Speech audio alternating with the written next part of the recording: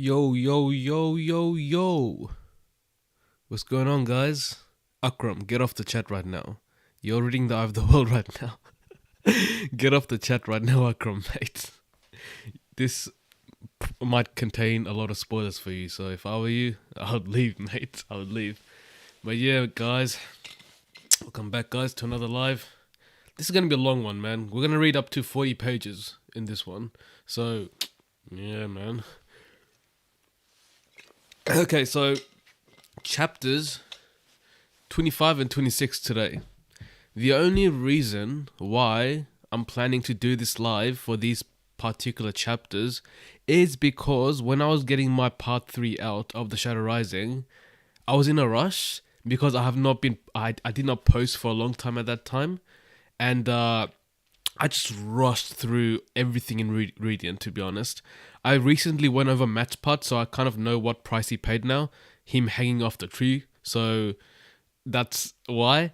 But I think Matt's part, not Matt, Rand's part in specific, I have missed way too much, so I feel like it makes sense for me to do this live now. Yeah, like I said, I was rushing it last time, so I guess it makes sense for us to go live and read these two parts. Okay, so with Rand's part, right? I've got the book in front of me right now. I've got the pages in front of me right now. I know that he has visions, right? When he goes into the glass columns, and then whenever he comes out, he always is looking at Muradin like slowly killing himself or something like that, like slowly, I don't know, and losing himself over time. So in this live, we will try our best to skip all that part, right? We will only focus on, like I said, the timelines of Rand's visions of the Aiel history. Like I said, guys, it's a lot of pages. We're covering 2 chapters, so yeah, it's interesting. Those chapters. Anything you going back to read it before the stream? Yeah, I think this will be interesting, guys. We're gonna do it nice and slowly. We're gonna try to get as much information as we possibly can in this live stream, and yeah, hopefully we can get some information, guys. Because yeah, I feel like I missed way too much. Oh man, I finished like all my coffee, man. Guys, I'm just freaking freezing here. If you guys can't tell. All right, I'm just gonna get started straight away, man. I'm just gonna get started straight away. Let's see. Where should I start? Yeah, so we know that Rand's inside of the glass columns right now, and he is also beside Muradin. I think that was Quilladin's brother, and he is trying to become the clan chief. And obviously, we know towards the end that it does not go well. So, okay. Now, let's see.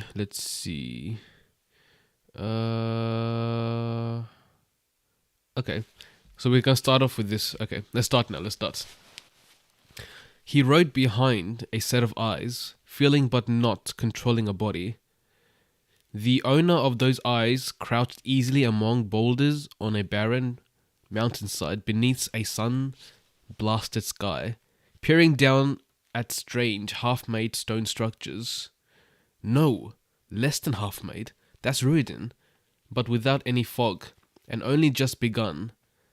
Peering down, contemptuously, he was Mandine, young for a sept chief, for at 40. Separateness faded, acceptance came. He was Mandine. You must agree, Seldre said, but for the moment he ignored her. Okay, before I continue, we know that this is the last timeline. Like, this Robert Jordan guy just went backwards from here. So this guy, okay, as far as I can remember, this is when the Aiel first came to Ruidin, I think. So there was no fog. It was not like shifty or anything. It was just a normal city. It was still like unfinished, but it was all foggy at that time. So not quite sure what's happening there. But let's continue.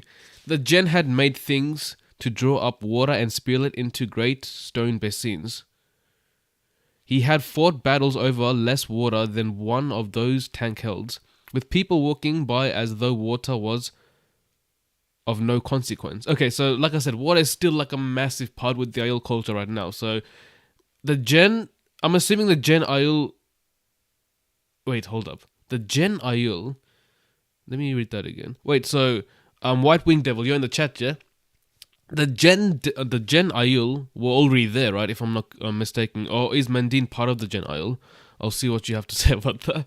But yeah, let's just continue. I'll read that part again. The Gen had made things to draw up water and spill it into great stone basins. He had fought battles over less water than one of those tanks held, with people walking by as though water was of no consequence. A strange forest of glass rose in the center of all the activities, glittering in the sun, and near in the tallest tree he had ever seen, at least 3 spans high. Their stone structures looked as if each was meant to contain an entire hold, an entire sept. When done, madness. This is Rudin, could not be defended. Not that anyone would attack the Gen, of course. Most avoided the Gen as they avoided the actual, the accursed lost ones. We wandered searching for the songs. Who wandered searching for the songs they claimed would bring back to lost days. Okay, the Gen Isle.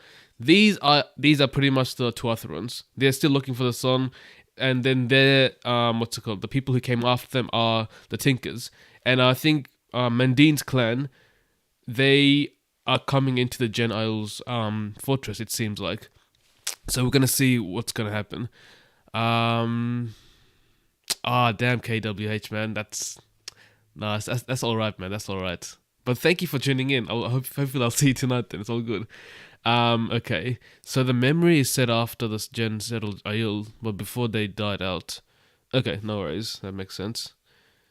So like I said, I'm not sure who's Mandine is coming into the Gen Isles area, but we'll have to wait and see. Damn, we have so much to read. I didn't even finish one paragraph yet. Okay, let's take it slowly. It's all good. It's all good. A procession snaked out of Ruidin towards the mountain. A few dozen Gen and 2 palanquins, each carried by 8 men. There was enough wood in each of palanquins for a dozen chief chairs. He had heard there were still Aes Sedai among the Gen. Okay, another thing, we know that the Gen Aiel were ruled by Aes Sedai, meaning the Tinkers were ruled by Aes Sedai. And of course, even before time, before we go, Aes Sedai just ruled Aiel altogether. You must agree to whatever they ask, husband, Soldray said. He looked at her then, wanting for a moment to run his hands through her long golden hair, seeing the laughing girl who had laid the bridal wreath at his feet and asked him to marry her. She was serious now, though, intent and worried. Will the others come? He asked.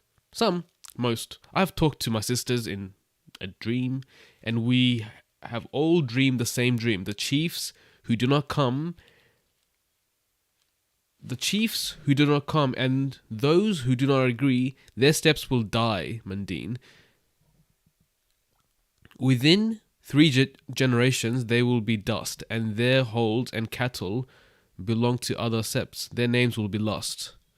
Okay, I'm assuming whoever is not coming to Ruiden is just messed up. So I think, okay, Mandine. Okay, so the timeline. Let's think about the timeline now. We've got Mandine all the way at the bottom. Now we're gonna go backwards after this, so we'll just have to keep that in mind, because we don't know what happened after Mandine's time. We don't know what happened after this time, so it'll be interesting to see where this goes on. Okay, so where were we up to? Okay, he did not like her talking to the wise ones of... Okay, so there were at least wise ones at this time. To the wise ones of the other septs, even in dreams. But the wise ones dreamed true. When they knew it was true. Stay here, he told her. If I do not return, help our sons and daughters to hold the sept together. She touched his cheek. I will, shade of my life, but remember, you must agree.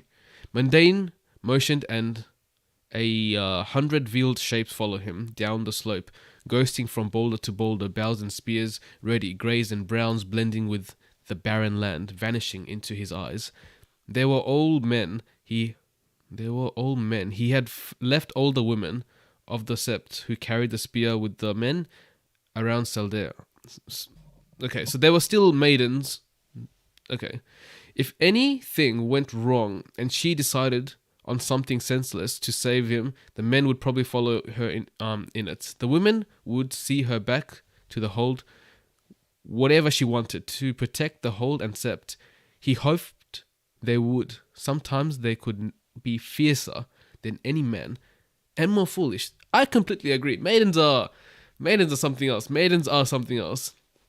The procession of Rudin had stopped on the cracked clay. Flat by time he reached the lower slope, he motioned his men to ground and went on alone. Lowering his veil, he was aware of the other men moving out from the mountain to his right and left, coming across the baked ground from other directions. How many? 50? Maybe 100? Some faces he had expected to see were missing. Soldier was right as usual. Some had not listened to the wise one's dreams. There were faces he had never seen before, and faces of men he had tried to kill. Men who had tried to kill him.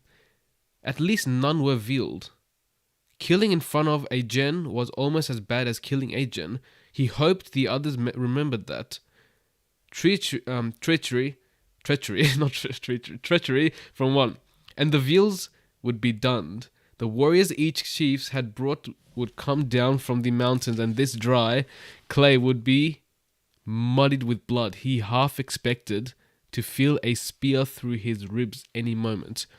Okay, so from what I know, not everyone came, but people from different tribes came, because the wise ones had this dream that you just had to come to Riordan, where the gen people were. But like I said, this Mundine guy is seeing people who even tried to kill him now join him, if I'm not mistaken. Let me know if I'm on the right track. Damn. Okay, guys, 2 pages done. Another 38 left. That's no problem. Another sip of coffee, man. Damn, this coffee's gonna keep me alive. What are you saying, White Winged Devil? It's interesting. It's an interesting discussion how much the wise ones having access to dreamwalkers guided the Aiel over the years.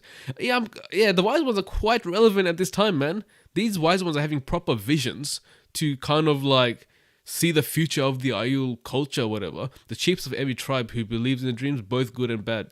Now they're all joining together. Damn, this coffee, bro. I just got like a full black coffee. It's so bitter, but that's the only thing that's going to keep me awake right now. Let's keep reading now. Even trying to watch 100 possible sources of death, it was hard not to stare at the Aes Sedai at the bearers lowered their ornately carved chairs to the ground. Women with hair so white it almost seemed transparent. Ageless faces and skin that looked as if the wind might tear.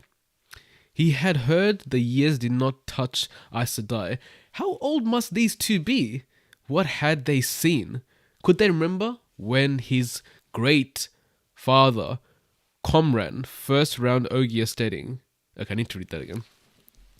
His first father, Comran, first found Ogier Steading in the Dragon Wall and began to trade with them. Okay. Or maybe even when Comran's great father, Roderick, led the Aiel to kill the men in iron shirts who had crossed the Dragon Wall. The Aes Sedai turned their eyes on him. Sharp blue and dark brown. The first dark eyes he had ever seen, and seemed to see inside his skull, inside his thoughts. He knew himself chosen out, and he did not know why. With an effort, he pulled away from those twin gazes, which knew him better than he knew himself. A gaunt, white-haired man, tall if stooped, came forward from the gen flanked by 2 greying women who might have been sisters, with the same deep-set green eyes and the same way of tilting their heads when they looked at anything. The rest of the gen stared uneasily at the earth rather at the Aiel, but not these 3. Before I continue, we have some history going on here. We're going to go back to Comran's time the next time, and after that probably Roderick's time. So Comran first found Ogier setting in the Aiel. Okay, I don't think that's that important. I'm not going to be honest. I guess when we come to that point, maybe it may seem a big part, but I guess we'll just have to wait and see. And then Roderick led the Aiel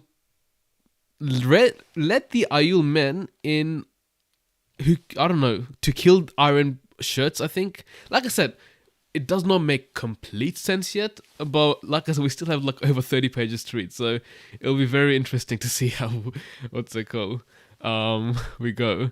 Thank God I only missed 2 pages. Don't worry. We still have a very, very long way to go, so it's gonna be very interesting to see. Yikes. Okay. Yeah, I want to get to the juicy parts, man, but like I said, it's a slow burn. Okay? I am Daemon, the man said in a deep, strong voice. Oh, damn it. Let me try that again. No, that's not a strong voice. I am Daemon, the man said in a deep, strong voice. His blue-eyed scrutiny as steady as any Isles. Wait, what? This guy's an Isle? I thought this guy was Tinker. Let me read that again. A gaunt white-haired man, tall if stooped, came forward from the gen flanked by 2 greying women who might have been sisters, with the same deep-set green eyes and the same way of tilting their heads when they looked at anything. The rest of the gen stared uneasily at the earth, rather at the Isle, but not these 3. I don't know, I'll just read. I am Derman, the man said in a deep voice. His blue-eyed scrutiny, as steady as any Isles. These are Mordain and...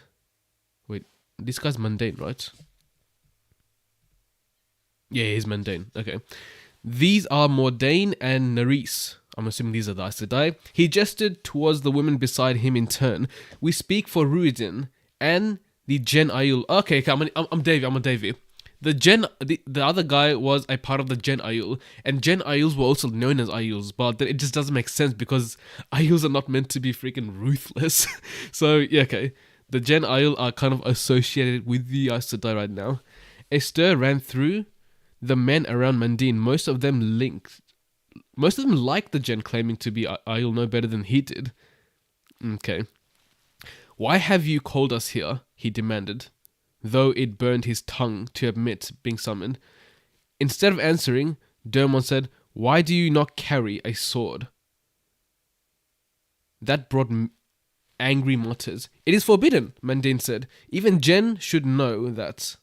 He lifted his spears, touched the knife at the waist, the bow on his back. These are weapons enough for a warrior. The mutters became approving, including some from men who had sworn to kill him.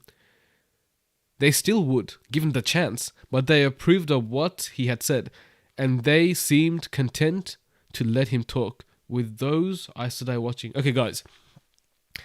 Is Mundane the Karkan? Because a lot of people don't like Rand right now, and since he is the Karkan, everyone's following him. So is Mundane the current Karkan? It's quite hard to get that. I don't know. Maybe it is that case. You do not know why, Mordain said, and Nerys added, there is too much you do not know, yet you must know. What do you want? Mundane demanded. You, Derman ran his eyes across the aisle, making that word fit them all.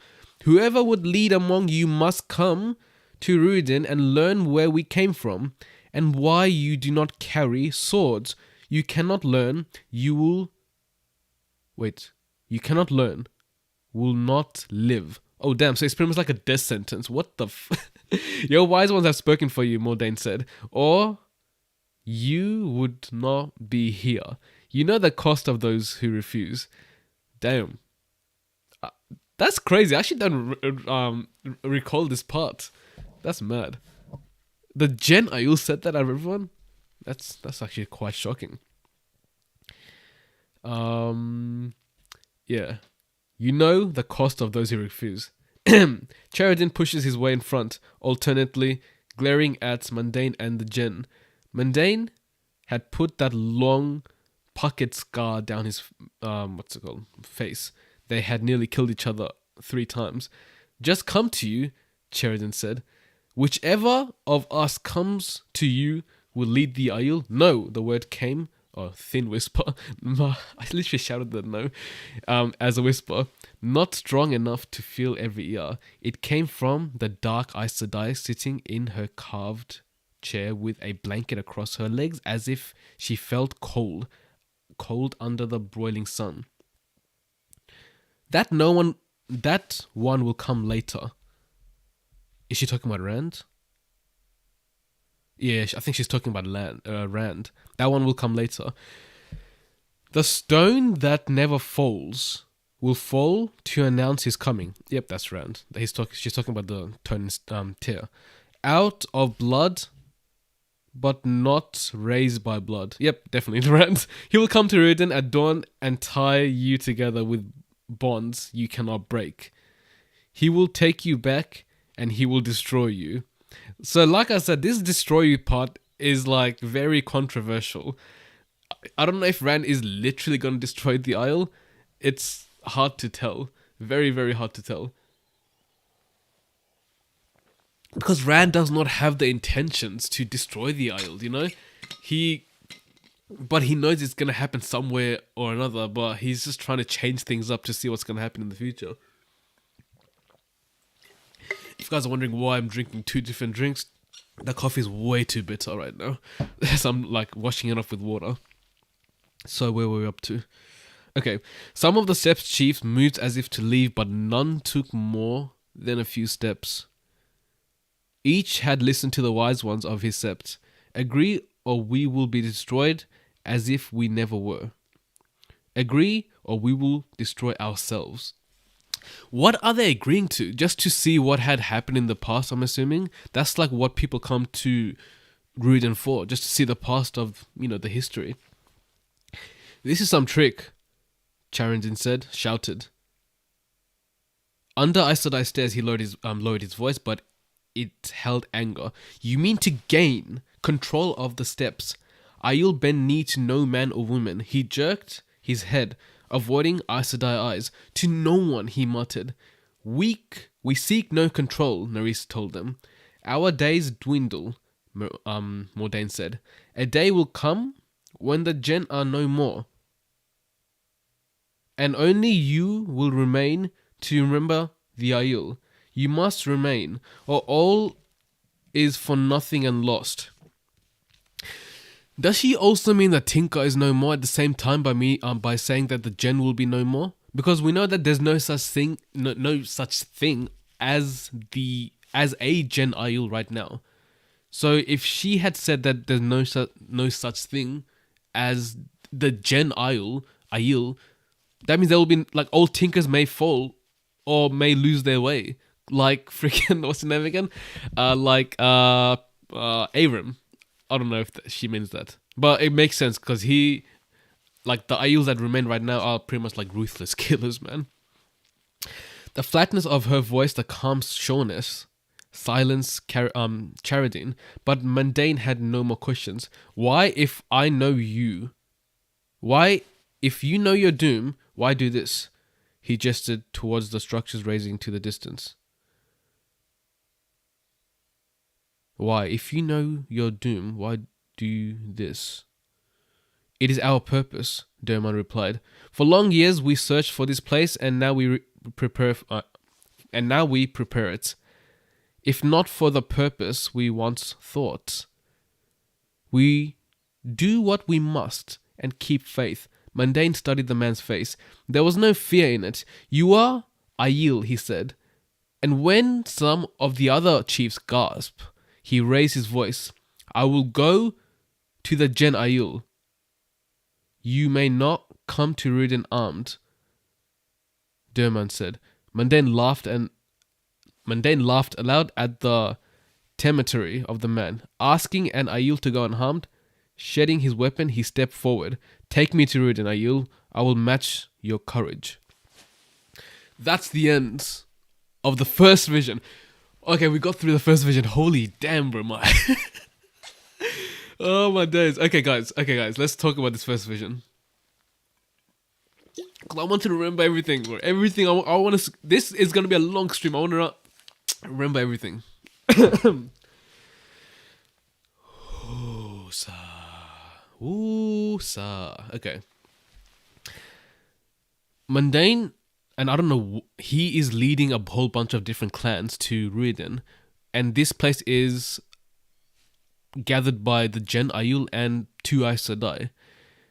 The wise ones of the Aiel had called them to Ruiden because they had seen a vision that they need to go or else they are doomed. That's exactly what the Aes Sedai had also said, correct? So, they now, I mean, they're just talking back and forth that if you don't come to Ruiden, then you guys are just dead. Not that much happens. I don't know if I will. Okay, let me see what you guys are saying, man. Because I know that KWH and White Wing Devil, you guys never spoil anything for me. Let's see what you guys are saying.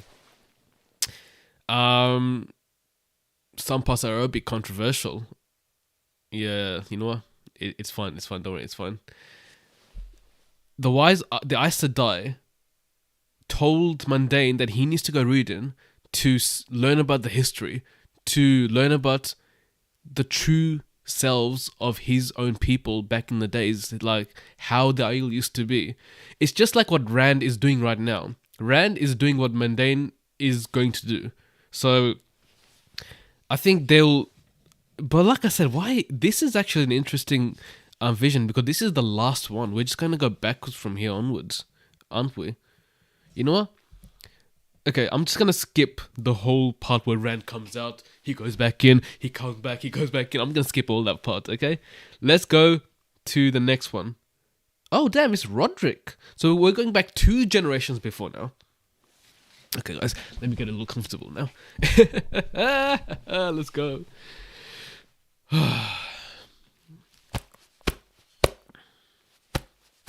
This is the first time when Aiel started sending clan chiefs to Ruiden. What do the clan chiefs do at Ruiden? Was it mentioned? Or am I gonna find out? What do the clan chiefs do at Ruiden? They go to Ruiden to become the chief. No wait, what? No. I thought they go to Ruiden to become clan chiefs, or to and to learn about the history. This ties into the core beliefs of the Aiel as well.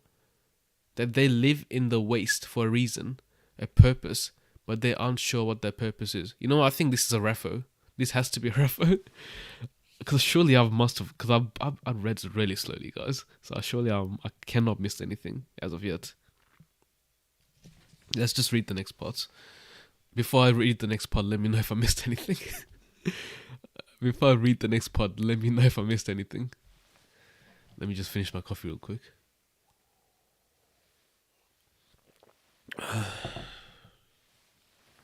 What is Rand doing there? What do you mean, what is Rand doing there? Are you talking about Rand being inside of Mundane's body or Rand being inside of the glass columns? Rand went to Ruiden. To gain the trust of the people, didn't he? Okay. keep reading. Okay, no worries. Okay, let's go to Roderick. His name was Roderick, and he was nearly 20. He's a young lad, man. 20? Not too old. The sun was a golden blister in the sky, but he kept his veil up and his eyes alert. His spears were ready, 1 in his right hand, 3 held with his small bullhide buckler, and he was ready. Geodam was down on the brown grass flat on the south of the hills, where most of the bushes were puny and withered. The old man's hair was white, like that thing called snow the old ones talked of, but his eyes were sharp, and watching the well diggers haul up filled water bags would not occupy all of his attention. Mountains rose to the north and east, the northern range tall and sharp and white tipped but dwarfed by the eastern monsters. Eastern monsters? I don't know. Those looked as if as if the world was trying not to touch the heavens, and perhaps did. Maybe the white was snow. He did not know. He did not find out. Faced with this, the Gen must decide to turn east. Okay, I think they're talking about the Gen as monsters. They had trailed north along that mountain's wall for long months, painfully dragging their wagons behind them, trying to deny the Aiul that followed them. At least there had been water when they had crossed a river, even if not much. If it had been years since Roderick had seen a river, he could not wade across. Most were only cracked dry clay away from the mountains. He hoped the rains would come again and make things green once again. He remembered when the world was green. Okay. He heard the horses before he saw them come. 3 men riding across the brown hills in long leathered shirts sworn all over with metal disc with 2 laces. He knew the one that led, Geram, son of the chief of the town, just out of sight, back the way they came, and not much older than himself. They were blind, these townsmen. They did not see the Aiul who stirred after they passed.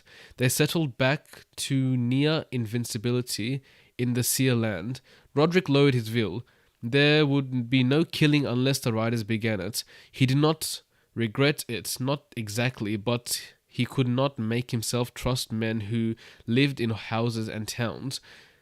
There had been too many battles with that kind. The stories said it had always been so. Geram drew rein, raising his right hand in salute. He was a dark-eyed man, like his 2 followers, but all 3 looked rough and how do you say this word? Competent. Stuff that, man. Ho, Roderick, have your people finished filling their water skins yet? I see you, Geram. He kept his voice low and expressionless. It made him uneasy seeing men on horses, even more so than they're carrying swords. The Aiul had... Who are these men in freaking armor, though? That's an interesting... The Aiul had packed animals, but there was something unnatural about sitting atop a horse. A man's legs were good enough. We are close. Does your father withdraw his permission for us to take water on these lands? Wait, what? Does your father withdraw his permission for us to take water on his lands? No other town had ever given permission before. Water had to be fought for if men were near, just like everyone else. And if there was water, then men were near it. It would not be easy to take these 3 men by himself. He shifted his feet in readiness to dance, and likely to die. He does not, Geram said. Wow, Geram or Geram, I don't know, man. He had not even noticed Roderick's shift. We have a strong spring in town, and my father says that when you go, we will have the new wells you have dug until we go ourselves. But your grandfather seemed to want to know if the others started to move. And they have. He leaned an elbow on the front of his saddle. Tell me, Roderick, are they truly the same people as yourselves? They are the Gen Aiul. We are the Aiul. We are the same, yet not. I cannot explain it further. Geram, he did not really understand it himself. Which way do they move? Geardam asked. Who's Geardam again? Roderick bowed his head. Wait, what? Roderick bowed his head. Not his. What am I saying? Roderick bowed to his grandfather calmly. Oh, that's his grandfather. He had heard. Oh, Jedam. That's the guy from the first the first vision. Yeah, I remember this guy. He had heard a footfall, the sound of a soft boot, and had known it for an Aiul's. The townsmen had not noticed Jedam's approach, though they had jerked their reins in surprise. Only Geram's unflung hand stopped the other two from lowering their lances. Roderick and his grandfather waited. East, Garam said, when he had his horse under control again. Across the spine of the world, he gestured. To the mountains that stab the sky. Roderick winced, but Jerdam said coldly, "What lies on the other side?" "The end of the world, for all I know," Garam said. "I am not sure there is a way," he hesitated. "The Gen have Aes Sedai with them. Dozens, I have heard. Does it not make you uneasy traveling close to Aes Sedai? I have heard the world as different once, but they destroyed it." The Aes Sedai made Roderick very nervous, though he kept his face blank. There were only four. There were only four, not dozens, but enough to make him remember stories that the Aiel had failed the Aes Sedai in some ways that no one knew. The Aes Sedai must know they had seldom left the Gen's wagons in the years since their arrival. But when they did, they looked at the Aiel with sad eyes. Roderick was not the only one who tried to avoid them. "We guard the Gen," Jerdam said. "It is they who travel with Aes Sedai." Garam nodded as if that made a difference, then leaned forward, again lowering his voice. "My father was an Aes Sedai advisor, though he tries to keep it from the town." Wait, what? "He says we must leave these hills and move east. She says the dry rivers will run again, and we will build a great city besides one. She says many things. I hear the Aes Sedai plan to build a city. They have found Ogier to build it for them." They're talking about Tarvelen, aren't they? Yeah, I think they're talking about Tarvelen. "Ogier," he shook his head, pulling himself from legends back to reality. "Do you think they really mean to rule the world once more, the Aes Sedai? I think we should kill them before they can destroy us again." "You must do as you think best," Jerdam's voice gave no hint of his own thought. "I must ready my people to cross those mountains." The dark-haired man straightened in his saddles, plainly disappointed. Roderick suspected he had wanted Aiel help in killing Aes Sedai. "The spine of the world," Garam said. "It has another name. Some call it the Dragon Wall." "A fitting name," Jerdam replied. Roderick stared at the towering mountains at the distance. "A fitting name for the Aiel. Their own secret name. No one told to no one. Was people of the dragon. He did not know why. Only that is what was not spoken aloud except when you received your spears. What lay beyond the dragon, beyond this dragon wall? At least there would be people to fight. There always were. In the whole world, there were only Aiel, Gen, and enemies. Only that. Aiel, Gen, and enemies." Okay, that's the next vision. This one was a bit weird.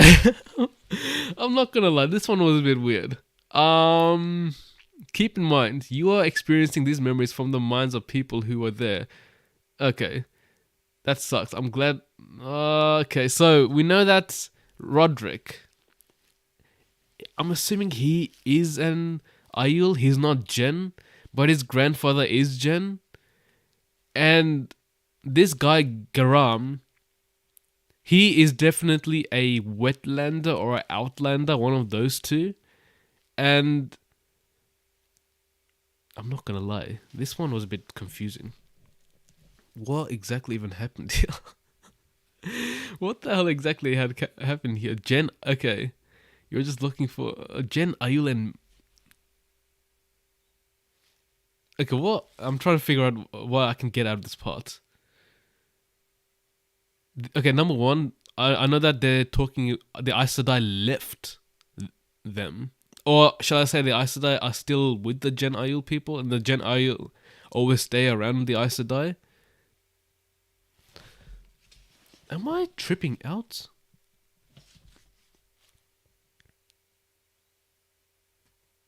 Yeah, okay, I got that part. These wetlanders are supplying them with water, right?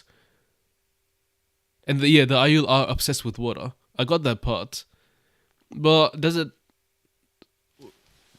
We know that they are not... What's it called? Together. because this Roderick guy was ready to kill. But we know that, I don't know what, I think they're like in some sort of agreement that you do this and we give you water. I'm assuming these people are like from across the waste, man. Okay, I'm on the right track. Okay, that's fine. That's fine. I'm on the right track. That's all I need to know.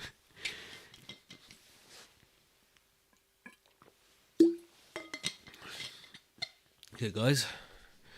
We have around 30 pages left to read. We're not doing too bad, actually. Yeah, we actually finished quite a decent amount of pages. We're not doing too bad. I'm going to skip, like I said, Rand's part where he goes back and forward in the glass columns. And yeah, let's see. We're going back in time now again. You know what, guys? I want to write this down somewhere. Yeah, I want to write this down so I don't forget later on. I'm gonna write this down somewhere. So first we had Mundane. Then we had Roderick.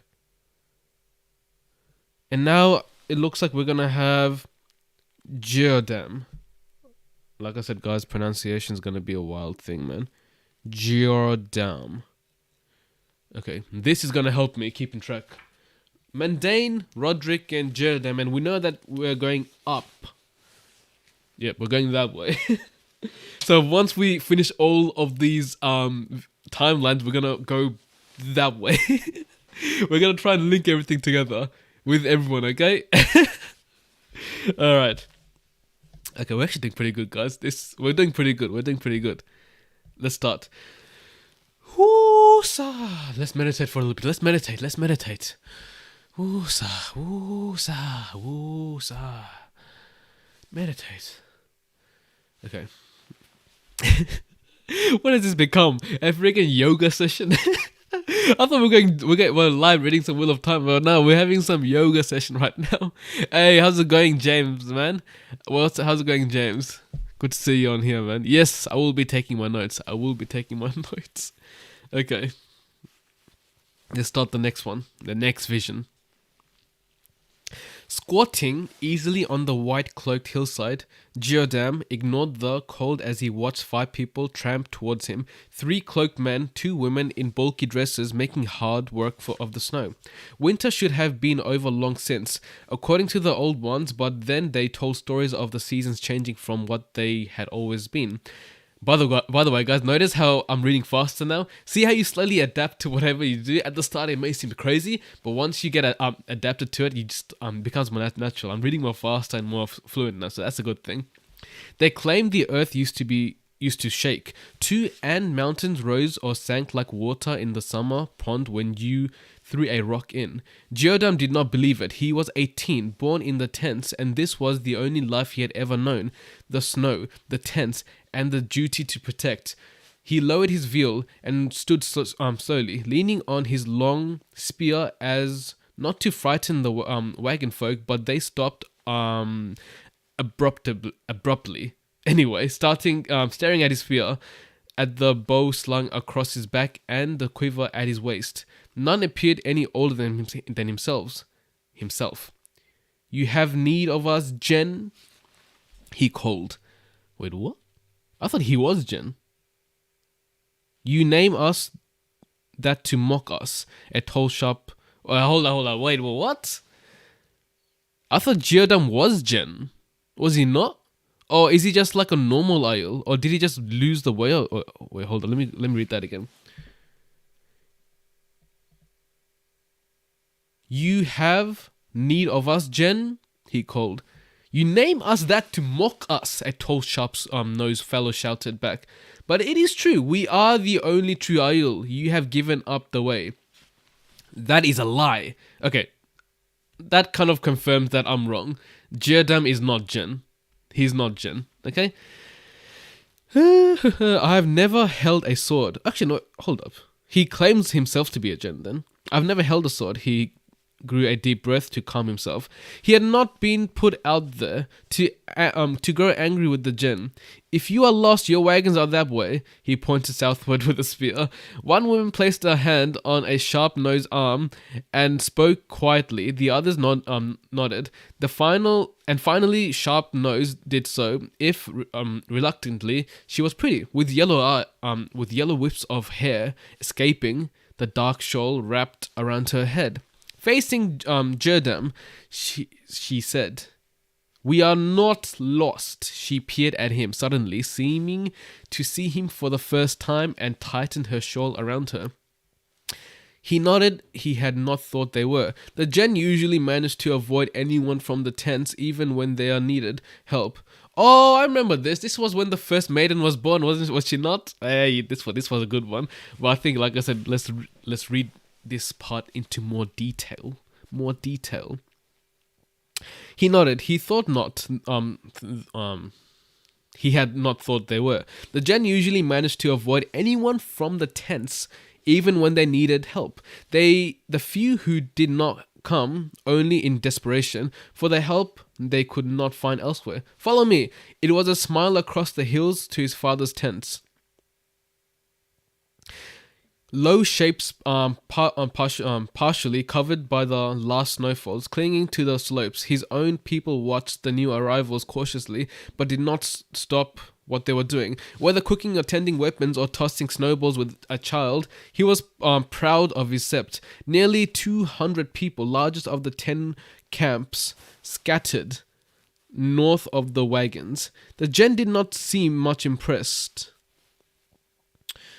though it irritated him that there were so many more Jinn than Aiul. Okay, so Jinn just dominated this time. Interesting. And then him calling himself Aiul probably took, the different route. Lewin came out of his tent, a tall greying man with a hard face. Lewin never smiled, they said, and Jerdam had certainly never seen it. Maybe he had before.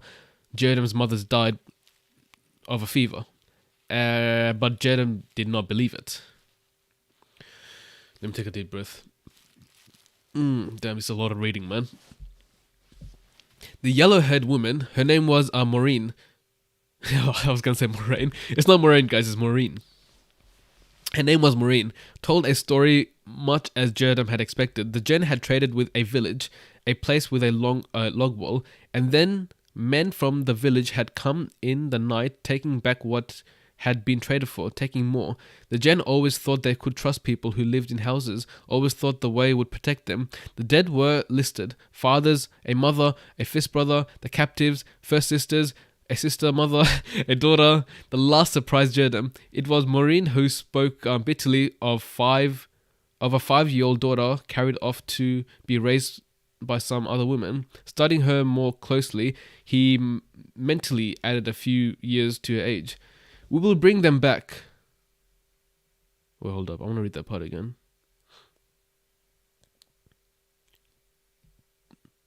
The dead were listed. Wait, did I skip some parts? The yellow-haired woman, her name was Maureen, told a story much as Jen had expected. Who was Maureen again?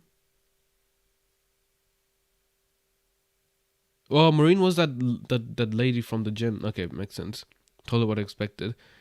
The Jinn traded with a village. Oh, okay, this is the story they had. They traded with a village, a place with a long wall, and then men from that village had come in the night, taking back what had been traded for. Okay, so it was like pretty much unfair trade, taking more.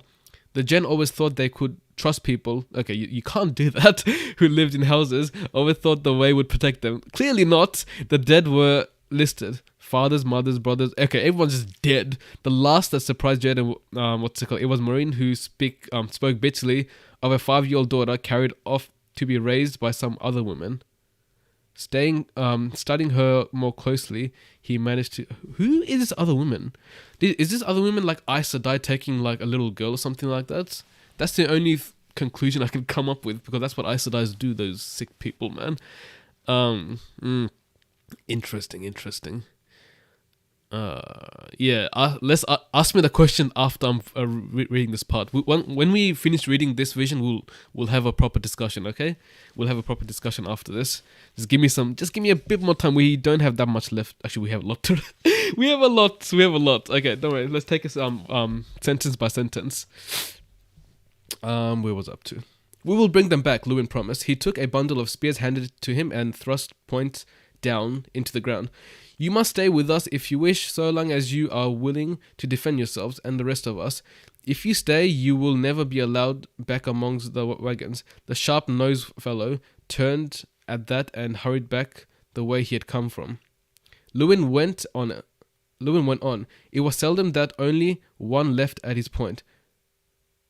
Those who wish to come with us to the village, take a spear. But remember, if you take the spear you use against men, you will have to stay with us. His voice and eyes were stone. You will be dead as far the Gen are concerned. This reminds me of Avram, man. Once you take the spear, you can never go back. One of the remaining men hesitated, but each finally pulled a spear from the ground. So did Maureen. Wait, what? Jerem gaped at her, and even Lewin blinked. You do not have to take a spear just to stay, Lewin told her.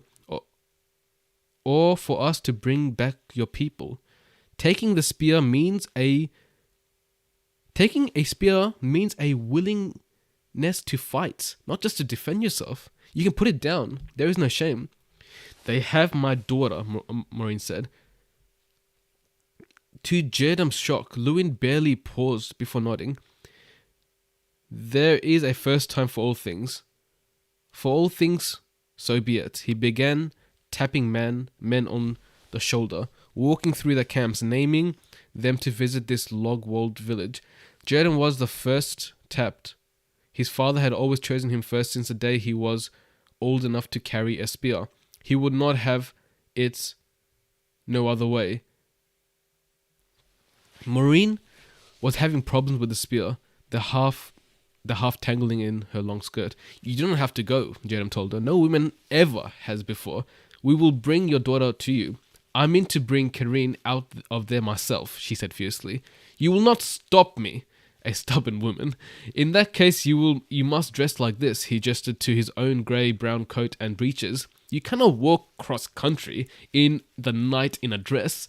He took the spear away from her before she could react. The spear is not easily learned. The two men who had come with her, awkwardly receiving instructions and nearly falling over their own feet, were proof of that. He found a hatcher and chopped a pace from the shaft. Leaving 4 feet, counting nearly a foot of steel point. Stab with it. No more than that. Just stab. The haft is used for blocking, too, but I will find you something to use as a shield in your other hand. She looked at him strangely. How old are you? She asked. Even more oddly, he told her, and she only nodded thoughtfully. After a moment, he said, Is one of those men your husband? They were still tipping over their spears. My husband mourns Kareen already. He cares more for the trees than his own daughter. The trees of life. When he still looked at her blankly, she shook her head. 3 little trees planted in barrels. They care for them almost as well as they do it for themselves. When they find a place of safety, they mean to plant them. They say the old days will return. Okay, I want to read that part again. Maybe that part's important. The trees of life. When he still looked at her blankly. 3 little trees planted in barrels. They care for them almost as well as they do for themselves. When they find a place safely, they mean to plant them. They say the old days will return. Then they say, I said they. Very well, I am not Jen anymore. She hefted the shortened spear. This is my husband now. Eyeing him closely, she said, This is my husband. I am wedded to the spear, just like the maidens now. I'm pretty sure she's the first ever maiden to be born or something like that. I'm pretty sure, if that is what I remember correctly. This is pretty bad. This is pretty epic, man. Marine is a big deal, man. She's like a legend. Marine is a legend, bro. This is the first ever woman to wed herself to a spear, man. It's hectic. Yeah, the tree of life, I'm assuming, is Avendasora, right? That's where Avendasora was slowly growing or something like that. Oh shit, that means that you'll actually have a proper reason, man, because we know that that Avendasora is actually proper, has proper magic or something like that. Like, it's proper important. Guys, I want to give one prediction. I'll say this prediction as well towards the end of the video, because since you guys mentioned the tree of life, Avendasora. So you know how Matt, right, he paid the price? I think his price was death, and then he was hung on, Avendasora, right? And that tree gave him life. So he came back to life. Now, notice how Matt was the hornblower. So as long as the hornblower lives, no one can blow the horn. But since Matt technically died, that means someone else can blow the horn, right? If I'm not mistaken. And I'm telling you, bro. Someone evil is gonna blow the horn. Someone evil is gonna blow the horn, because I don't think the horn is linked to Matt anymore, bro. It can't be linked to Matt for 10 freaking books straight, bro. Some freaking twist has to come. I'm telling you, bro. Okay, we'll talk about this again after this, like towards the end. But that's just a thought about Matt and his like, price being paid and all that jazz, you know.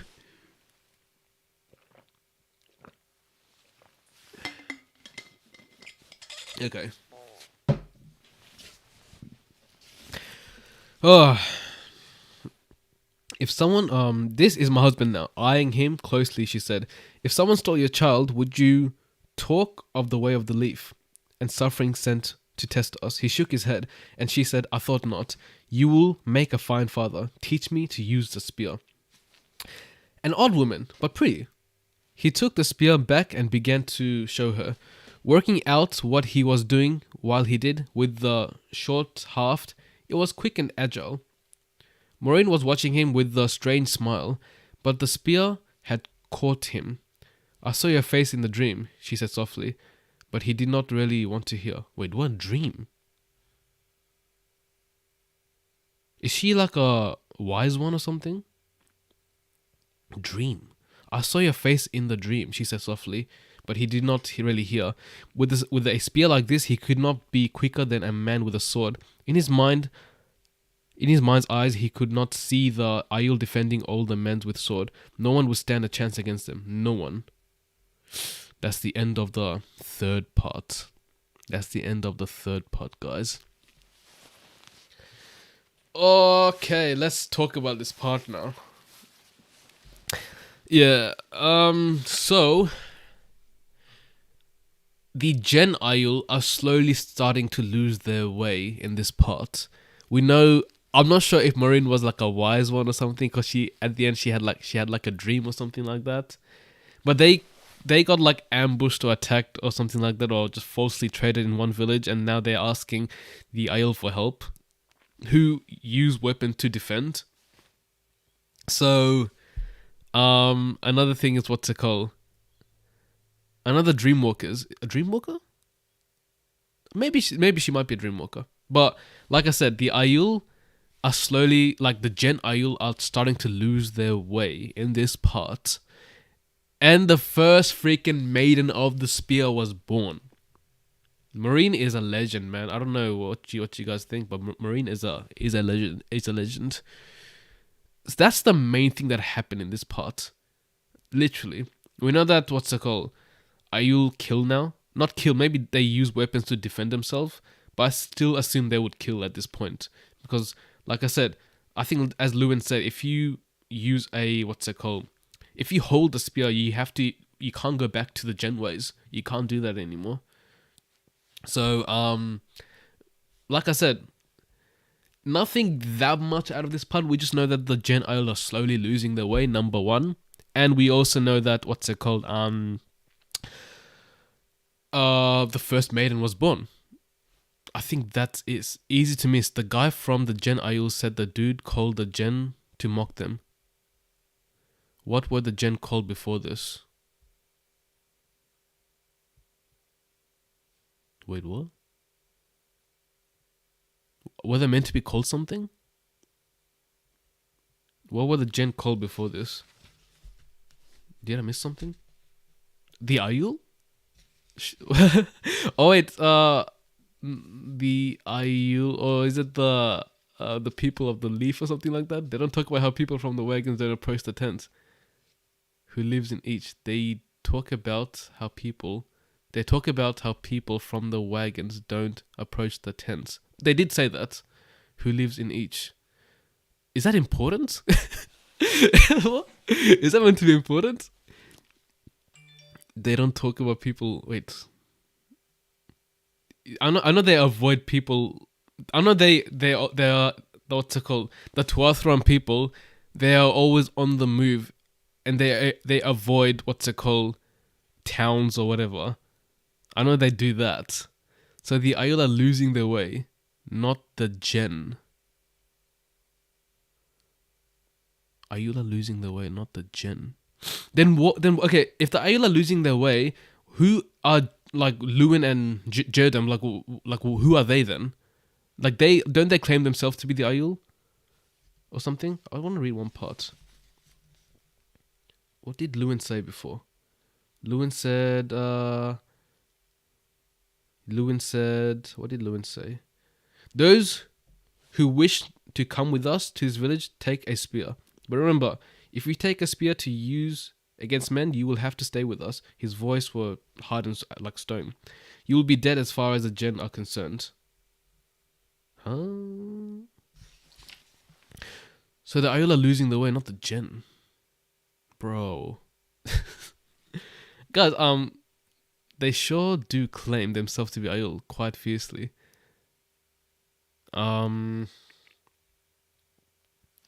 Interesting. We know. Okay, but they claim themselves to be the Ayul, but then they are not the Ayul. Is that what you're saying? I don't know, man. This is actually quite hectic. Alright, guys, let's read the next part. See where we get. We're going to Lewin's time now. Lewin's time. So Lewin is Jerdam's father. I think this is where everything went wrong. This is where everything went wrong for the first Ayul people. Lewin adjusted the dust fell across his face and peered down into the small camp where the coals. Actually, hold on. Before I get to Lewin's part, did I write it down here? Okay, I did. Let's Lewin. Last one, Lewin. Okay. Because I don't want to mess up the timelines, you know. Lewin adjusted the dust fell across his face and peered down into the small camp where the coals of a dying fire still glowed beneath an iron cookpot. The wind brought him a smell of half-burnt stew. Mounds of blankets surrounded the coals in the moonlight. There were no horses in sight. He wished he had brought some water, but none of the children were allowed except water with meals. He vaguely remembered a time when there had been more water, when the days were not so hot and dusty and the wind had not blown all the time. Night was only a small relief, trading a dull, fiery red for cold. He wrapped himself tighter in a cape for wild goat skins he had used for a blanket. His companion scrambled closer, bundled as he was, kicking rocks and muttered until he was sure they would make the man below. He did not complain. He was no more used to this than they. Dust fields hit their faces, but he could not make out who was who. Luca, with his shoulders half again as wide as anyone else's, he liked to play tricks. Gearin, lanky as a stork and the best runner among the wagons. Carlin and the Ayala alike their reflections, except for Carlin's habit of tilting his head when he was worried, as he was now. The sister Colleen was down in the camp, and May Gran, Lewin's sister. Okay, this is a different timeline. They're saving different people. They're not saving Maureen's daughter in this part. When the girls gathered back, bags were found on the ground, torn by a struggle. Everyone else was ready to mourn and go on as they had done so many times before. Even Lewin's grandfather.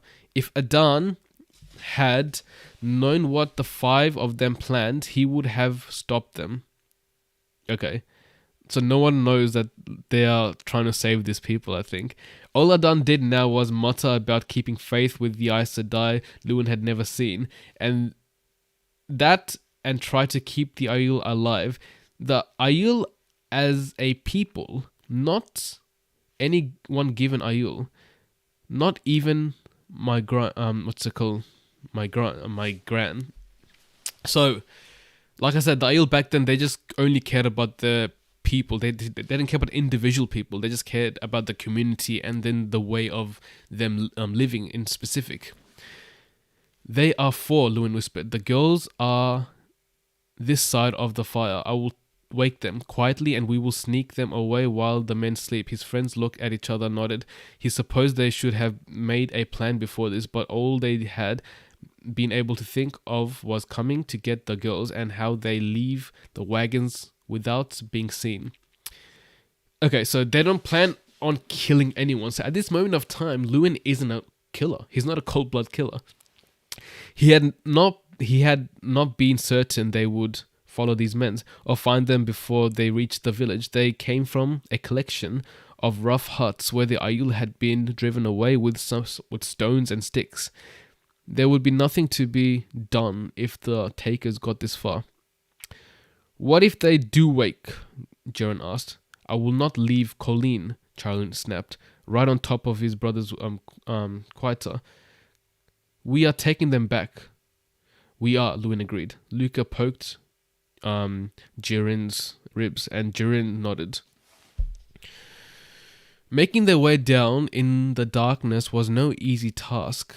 Drought-dried twigs snapped under their feet. Rocks and pebbles showered down the dry slope ahead of them.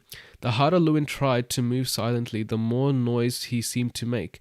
Luca fell into a thorn bush that cracked loudly. Bob managed to extract himself with no more than a heavy breathing. Charlene slipped and slid halfway to the bottom, but nothing moved.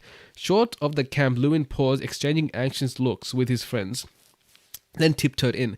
His own breath sounded thunderous in his ears, as loud as snores coming from one of the four large mounds. He froze as the round snort stopped and one of the mounds heaved. It settled, the snoring began again, and Lewin let himself breathe.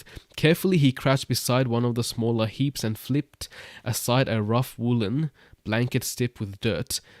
My gran stared up at him, face bruised, bruised and swollen, her dress torn to little better than rags. He clapped a hand over her mouth and to keep her from crying out, but she only continued to stare blankly, not even blinking.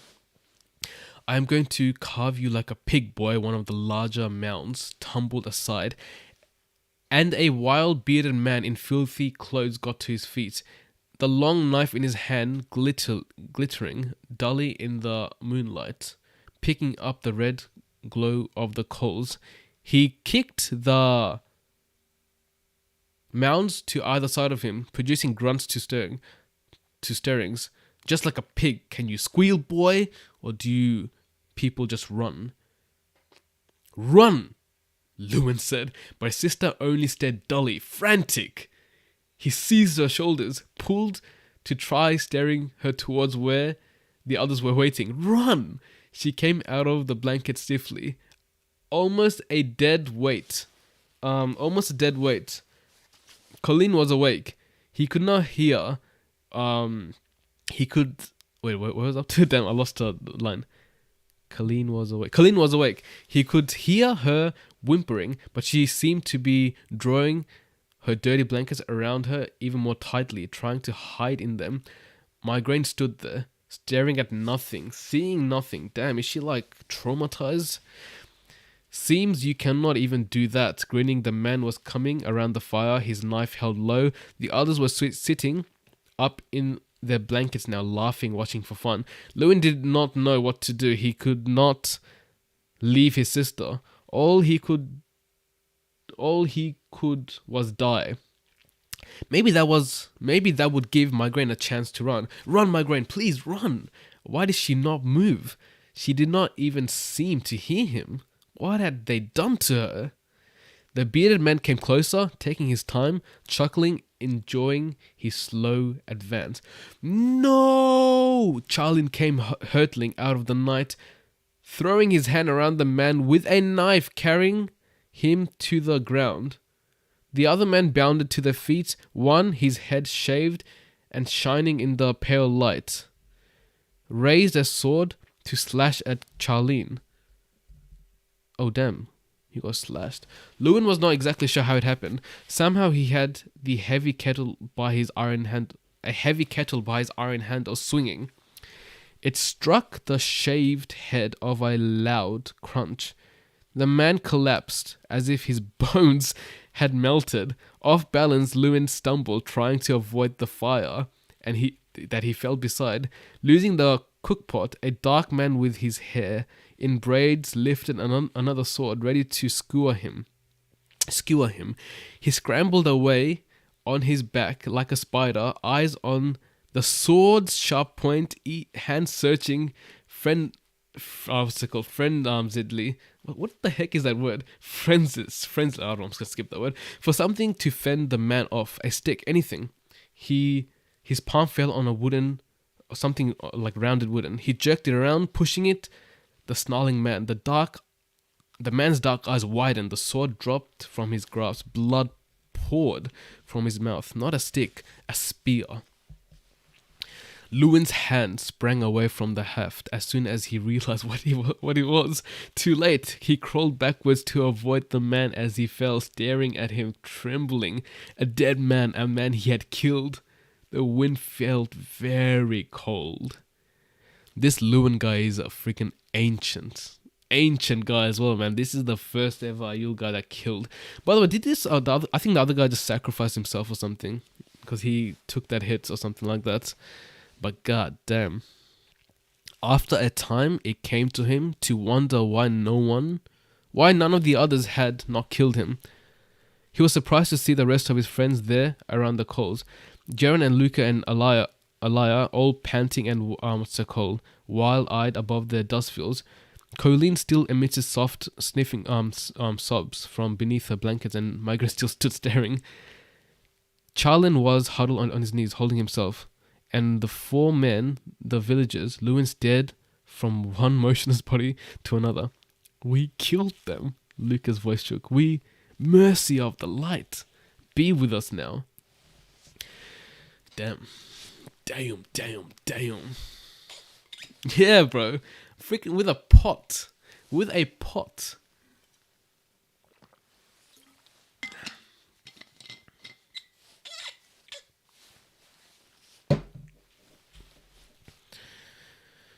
Lewin crawled to Charlene and touched his shoulders. Are you hurt? Okay, this guy's not dead.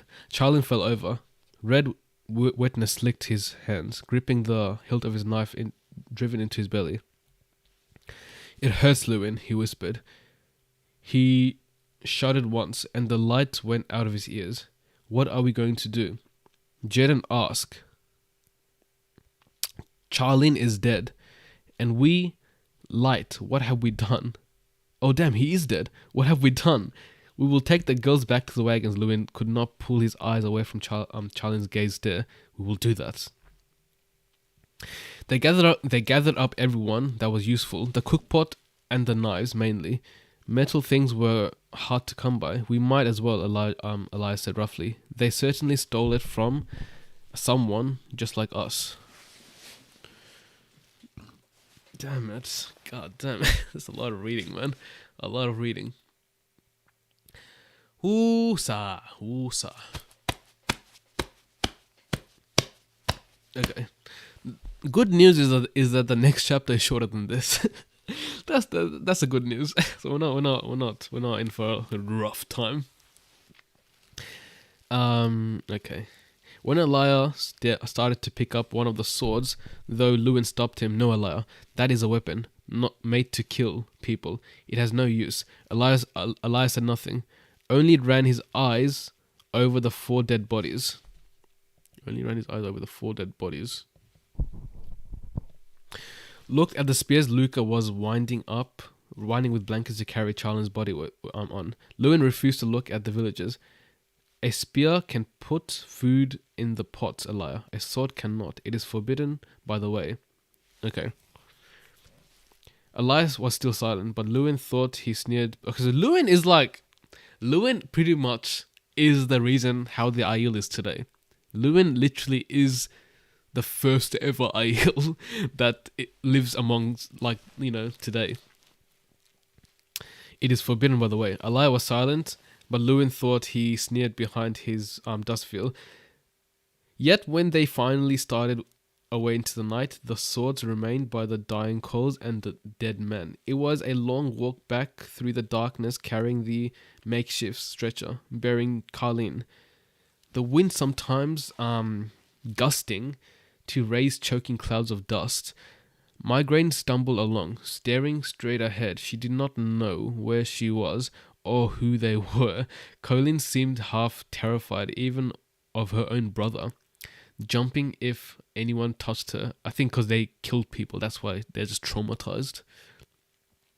This was not how Lewin had imagined their return. In his mind, the girls had been laughing, happy to return to the wagons. They had all been laughing, not carrying Carlin's corpse, not hushed by the memory of what had happened.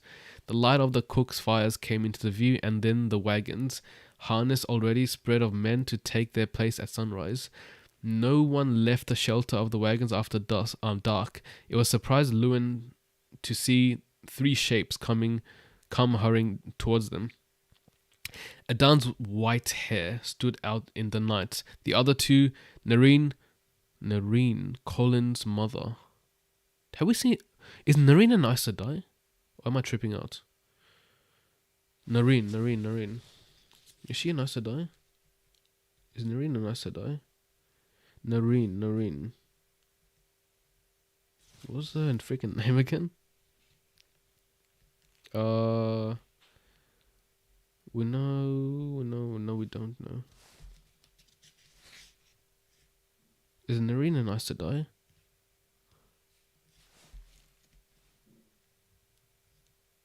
I don't know, bro. It's too much to look back to.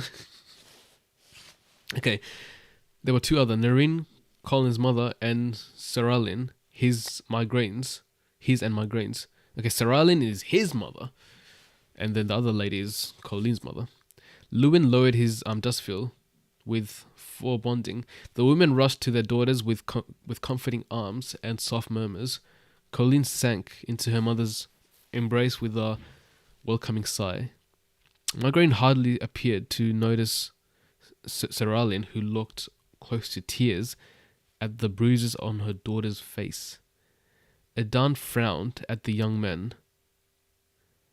Permanent seizures of worry deepening in his face. In the name of light, what happened? When we found you were gone too, he trailed off when he looked at the stretcher holding Charlin. What happened? He asked, as if dreading the answer. Lewin opened his mouth slowly, but Migraine spoke first. They killed them. Oh! Yeah, I remember this part. Migraine literally snitched on them. Yo. They killed them. She was staring at something in the distance, her voice as simple as a child's. The bad man hurt us. Then Lewin came and killed them. You must not say things like that, child, Saralin said soothingly. She stopped, peering into her husband's eyes, then turned, no stare, uncertainly at Lewin. Is it true? We had to, Elias said, in a pained voice. They tried to kill us. They did kill Charlin. Adan stepped back. You killed men? What of the Covenant? We harmed no one. There is no reason good enough to justify killing another human being. None. They took Migraine, grandfather, Lewin said. They took Migraine and Colin and hurt them. There is no reason. Adan roared, shaking with rage. We must accept what comes. Our sufferings are sent to test our faithfulness. We accept and endure. We do not murder. You have not strayed from from the way. You have abandoned it. You are Daishin. You are Daishin. Daishin. You are Daishin no longer. Oh, I was gonna say, is it Gaishan? Daishan? Okay, that's the same thing. You are Daishan no longer. You are corrupt. I will not have the Aiel corrupted by you. Leave us, strangers, killers. You are not welcome in the wagons of the Aiel. He turned his people. He turned his back and strode away as if they no longer existed. Seralin and Nerin stared after him, guiding their girls. Mother, Luin said, and flinched when she looked back at him with cold eyes. Mother, please, who are you that addresses me so? Hide your face from me, stranger. I had a son once with a face like that. I do not wish to see it on a killer. And she led migraine after the other. I am still Aiel, Luin shouted, but they did not look back. He thought he heard Luca crying. The wind rose. Oh, that's what you were talking. I'll mention this after. I am still Aiel, Luin shouted, but they did not look back. He thought he heard Luca crying. The winds rose, picking up dust, and he veiled his face. I am Aiel. That's the end of the chapter. So is that what you were talking about? How they mocked the Gen Aiel? Is that they gave a name to what's it called? I don't know, man. So that's the end of the chapter. Mad. How many pages do we have to read now? 1, 2, 3, 4, 5, 6, 7, 8, 9, 10, 11, 12, 13, 14, 15, 16, 17, and 17 pages. Because after that, we just have Rand and Matt trying to escape Rudin. So that's not bad. Yep, that's what I've pretty much understood from this part. The Aiel, okay, so the Aiel were just like the Aiel are like the OG Aiels are the Tuathran, just the way they live. You know, they are Tuathran, right? They don't kill, they don't. It does not matter what you do, does not matter what the circumstances are. You just do not kill. That's what it's like to be Aiel. You cannot kill.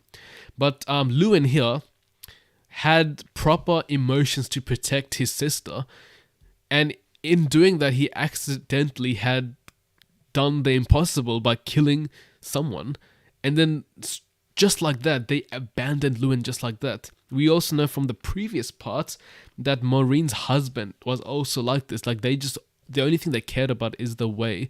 But I feel like this OG way of living is very important because these people are the reason for Avendasora, if I'm not mistaken. You know? So I'm not quite sure. And that's okay, KWH, man. You can always watch the stream later. Always. Thank you always for joining the stream. Like watching, like seeing you comment always makes my day. Like honestly, man. Like thank you so much. Enjoy your day. Have a you know, good luck with your day. So nothing. I think the next few visions, because we get more of the Aes Sedai. I think the next few visions. So far, let's come back. Let's try to puzzle everything. So Luin is the first ever Aiel to kind of mess everything up, right? He's the first ever Aiel to do this. He's Luin's, I'm assuming Luin's son, Jerdam. Luin's son's Jerdam is like what's it called? He's like, okay, I see what you guys are saying, how mocking the Gen Aiel, because he was mocking the Gen Aiel before. And then he was just a normal guy with a spear. And then Roderick, I forgot what happened with Roderick. Oh, no, Roderick was he was negotiating about the water, wasn't he? You know, we'll focus on the timeline a bit later. So that's what I've kind of, I don't know, man, combined after reading the first chapter. Okay, so guys, chapter 25 done. We finished chapter 25 and we have like approximately 15 pages left to read. Can you give me like a quick quick few seconds, man. I need to like calm down, you know. I need to calm a bit down. Calm down. Alright guys, if you're new, we have just finished chapter 25. I have tried to, you know, what do you call it? Stack up the timelines. And then hopefully once I stack them up, we're going to go backwards in time to kind of step through these timelines to really understand what's been happening on these Aiel, the history of the Aiel, man. So, and of course, guys, if you're not subscribed, subscribe, man. We're very close to 1,000 subscribers. And of course, like this video, do all the fun stuff. Whew, let's get back to... I want to get back to reading, man. I think I want to get back to reading.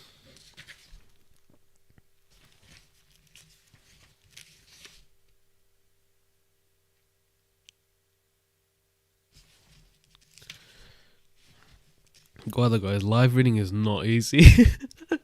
My face is numb. Non-stop reading for 1 hour and 25 minutes. And like when I'm done reading, I'm like talking to you guys at the same time. This shit ain't easy. Well, you know, I still bring the content for you guys, man. I still bring it for you guys.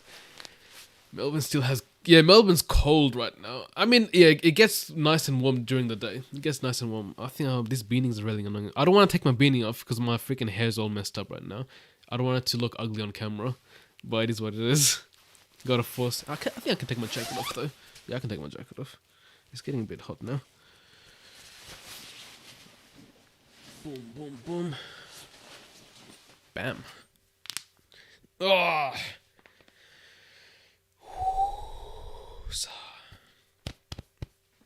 Start. Adan. So Adan is the grandfather that freaking Chuck Lewin out. I want to get more comfortable. Give me a second.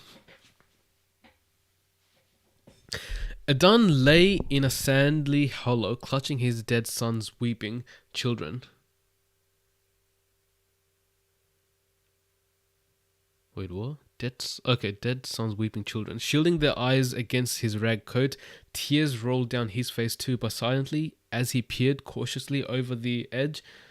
At 5 and 6, Migraine and Lewin deserved the right to cry. Ah, okay. So Lewin's a kid now. A grandkid.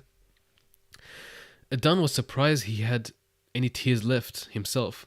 Some of the wagons were burning. The dead lay where they had fallen. The horses had already been driven off, except for those still hitched to a few wagons that had been emptied onto the ground.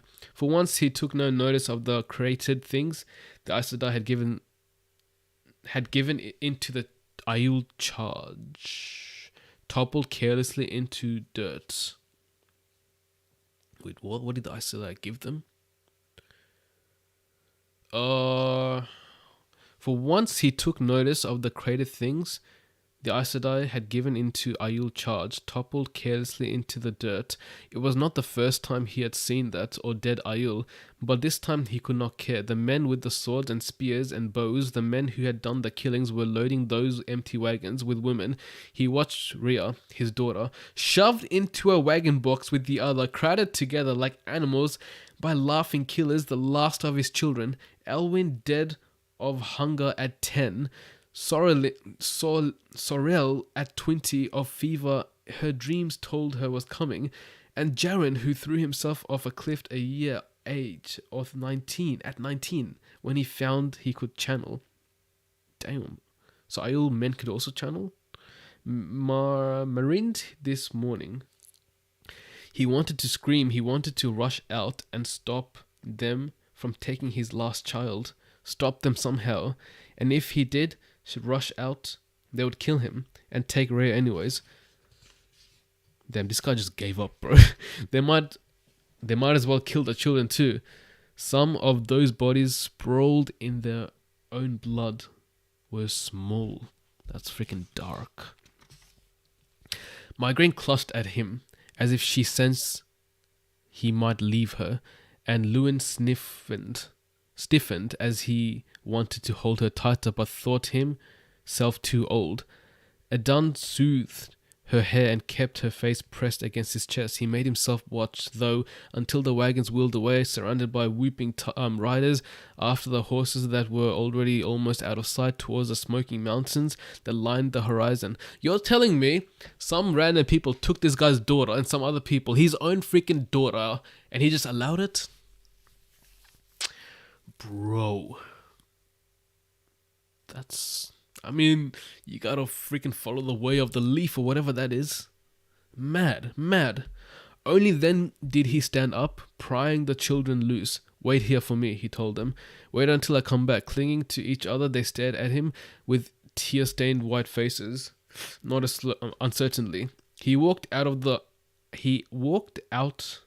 to one of the bodies, rolled her over gently. Cedra could have been asleep. Her face just was the way it appeared beside when he woke each morning. His wife, I'm assuming, is dead.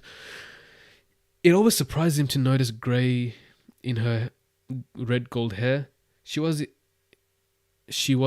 his love, his life, and ever young and new to him. He tried not to look at the blood soaking the front of her dress or the gaping wound below her breast. What do you mean to do now, Adon? Tell us that. What? He brushed Cedra's hair from her face. She liked to be neat and stood turning slowly to comfort the knot of angry, frightened men. Sulwyn was the leader, a tall man with deep set eyes. He had let his hair grow. Sulwyn had, as if to hide being Aiul. A number of men had. It had no difference to these last riders or those who had come. I mean to go bury our dead and go on. Sulwyn, his eyes drifted back to Cedra. What else is there? Go on, Adon. How can we go on? There are no horses. There is almost no water, no food. All we have left are wagons full of things the Aes Sedai will never come for. What are they, Adon? Aes Sedai will never come for. I'll come back to that point later. What are they, Adon? What are they? What are they that we should give our lives to hold them across the world? Oh, freaking hell, they're the Terangrials, aren't they? The Aes Sedai gave them Terangrials and they're still carrying the Terangrials. Damn, I didn't even pick up on this. I didn't even pick up on this in the first read. I just remembered. They're still carrying the Terangrials. And I'm assuming they took it all the way to Ruidin. That's where Moraine is now taking it back to Tar Valon or something like that. I'm not sure if that's if that's the case. Damn it, that's mad. We can, Adon shouted. We will. We have legs. We have backs. We will drag the wagons if need be. Oh, wait, hold up. So the Tinkers. The Tinkers. They move with wagons, don't they? So that means the Tinkers are carrying Terangrials. The freaking Tinkers are carrying probably some ancient weapons. Surely. Or it's either that or they left the Terangrials at Ruidin. There's other two possibilities, right? They can either leave the Terangrials at Ruidin or the Tinkers currently are still carrying them until they find the right song. Holy shit, this is actually insane. I don't know, bro. Let's just read on. We can, Adon shouted. We will. We have legs, we have backs. We will drag the wagons if need be. We will be faithful to our duty. He was startled to see his own banished fist. A fist, his hand trembled as he unclenched it and put it down by his side. Sulwyn stepped back and he held his ground with his companions. No, Adon, we are supposed to find a place of safety, and some of us means to do that. My great father used to tell me stories he heard as a boy, stories of when he lived in a safety place and people came to us. We mean to find a place where we can be safe and sing again. Sing, Adon scoffed. I have heard of those old stories too, that Aiul singing was a wondrous thing, but you know those old songs no more than I do. The songs are gone, and the old days are gone. We will not give up our duty to the Aes Sedai. to chase after what is lost forever. Some of us will, Adan. The others behind so we nodded. We mean to find that safe place and the songs too. We will. A crash whipped Adan's head around. More of Sultan's cronies were unloading one of the wagons, and a large flat crate had fallen, half breaking open to reveal what looked like a polished door frame of red dark stone. Bro, why didn't I pick this up on my first read? This red dark stone is the shit that Matt walked through. This red dark stone is the thing that Matt walked through. So these people were carrying it. Okay, maybe I'm wrong. The Tinkers are not carrying it. They took this to Reardon. Okay, maybe I'm wrong. So the ancient weapons that the Aes Sedai had given them is, what's it called? Terangrials. But why? Wouldn't know why though. Wouldn't know why. Other wagons were being emptied too, and by more than Selwyn's friends, at least a quarter of the people he saw were hard at work, clearing wagons of everything but food or water. Do not try to stop us, Selwyn cautioned. Adan made his fist loose again. You are not Aiel, he said. You betray everything. Whatever you are no longer Aiel. We keep the way of the leaf as well as you, Adan said. Go, Adan shouted. You, go. You are not Aiel. You are lost. I don't want to look at you. Go, Selwyn. And the others stumbled in their haste to get away from him. His heart sank lower as he surveyed the wagons and the dead lying. Okay, yes. No. Okay, I'm wrong. So Selwyn, his people that left ended up being the Tinkers. The people who left ended up being the Tinkers, number one. But they did not carry the Terangrials with them. They emptied the Terangrials. So the Tinkers do not carry Terangrials. That confirms that. Okay. So, Jinn. Does that mean that they are the Jinn Aiel? No, I don't know. It is what it is. His heart sank lower as he surveyed the wagons and the dead lying amongst the litter. So many dead, so many wounded, moaning as they were tended. Selwyn and his lost ones were taking. Who are called the lost ones again? The lost ones are called the Tinkers, aren't they? So his people ended up being the Tinkers. So Selwyn's people ended up being the Tinkers. And his lost ones were taking some care in their unloading. The men with the swords had broken up crates until they realized there was no gold inside, no food. Food was more precious than gold. Adan studied the stone doorframe, tumbled piles of stone figurines, odd shapes in crystal standing among the potted chorus cuttings Selwyn's folks had no use for. Was there a use for any of it? He's talking about the Terangrials, isn't he? Was this what they were looking? Was this what they had been faithful for? If it was, then so be it. Some could be saved. There was no way to tell what Aes Sedai might consider most important, but some could be saved. He saw Migraine and Lewin clutching their mother's skirts. He was glad Soralin was alive to look after them. His lost son, her husband, the children's father, had died from the very first arrow that morning. Some could be saved. He would have saved the Aiel whatever it took. He would save the Aiel whatever it took. Kneeling, he gathered Siandra in his arm. We are still faithful, Aes Sedai, he whispered. How long must we be faithful? Putting his head down on his wife's breast, he wept.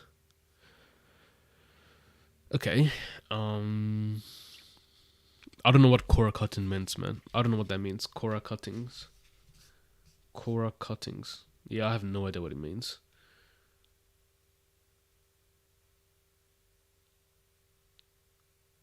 Odd shapes in crystals standing amongst the potted chora cuttings. Chora cuttings. Is that angrials or? I don't know, man. I actually don't know. Okay, so this timeline. In this timeline, who do we have in this timeline? We have Adan, the guy who's so freaking faithful to the Aiel ways. So now we have this guy. And then from this guy, we know that how the Tinkers were formed. I'm pretty sure. We know that Tinkers were formed. Well, a cutting is a baby tree.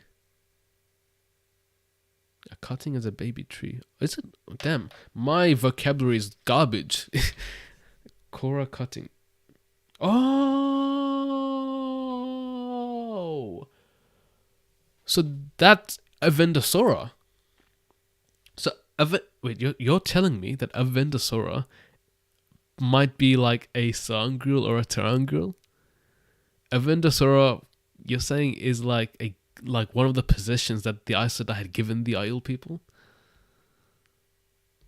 Interesting. I can't really make any conclusions out of it, but that's quite interesting. Very interesting. Very interesting. Okay. So yeah, Rand's now crying, man, because apparently that was a pretty depressing. That was very sad, man. I want to see how many pages I have left to read. 1, 2, 3, 4, 5, 6, 7, 8, 9, 10, 11, 12, 13, 14. I think around 14 pages. Yeah, I think around 14 pages.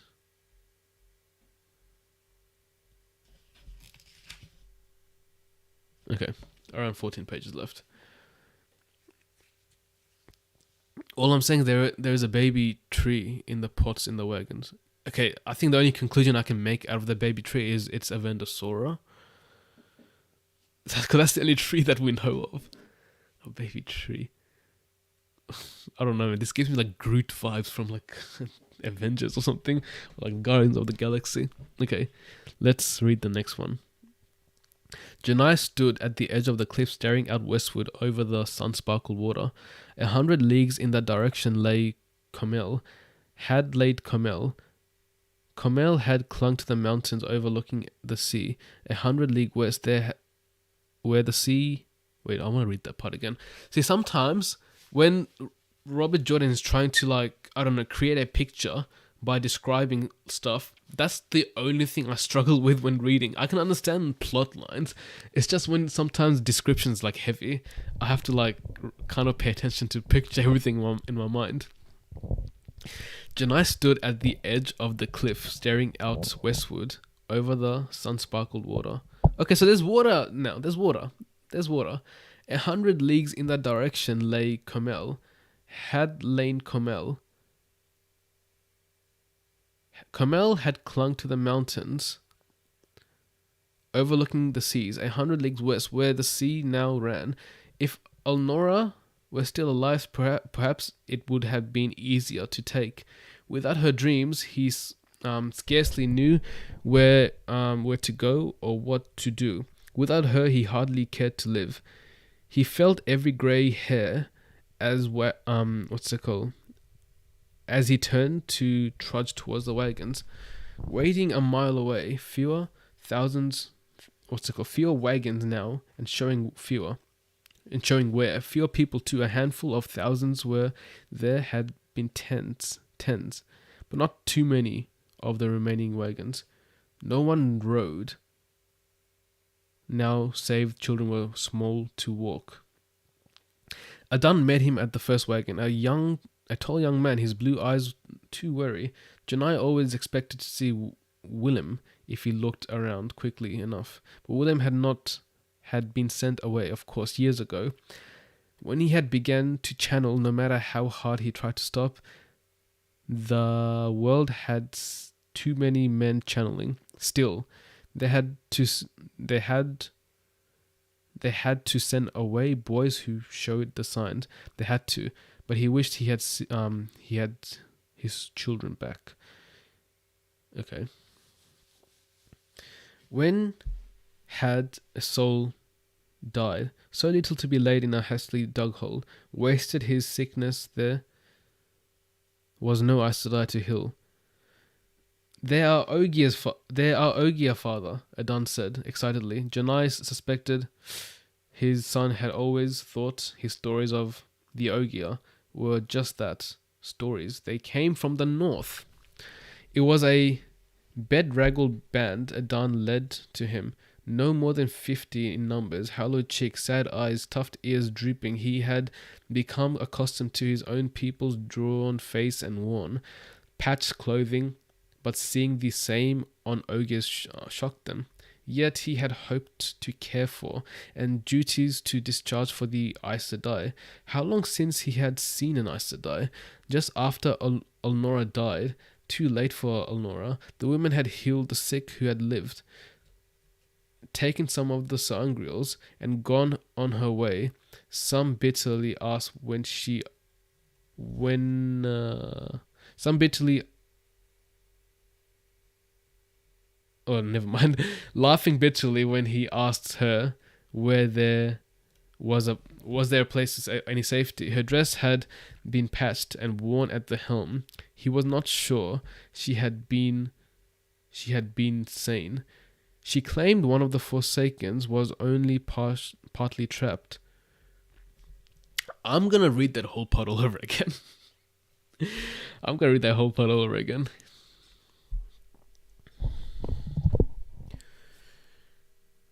Okay, there's Ogiers number one. There's Ogiers here.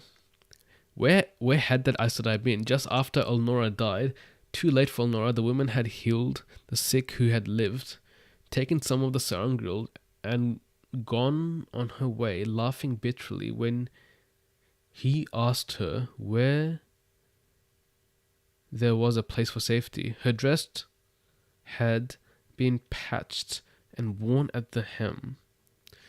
He was not sure she had been sane.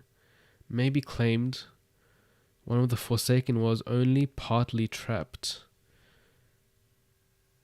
or to be as mad as the remaining male Aes Sedai.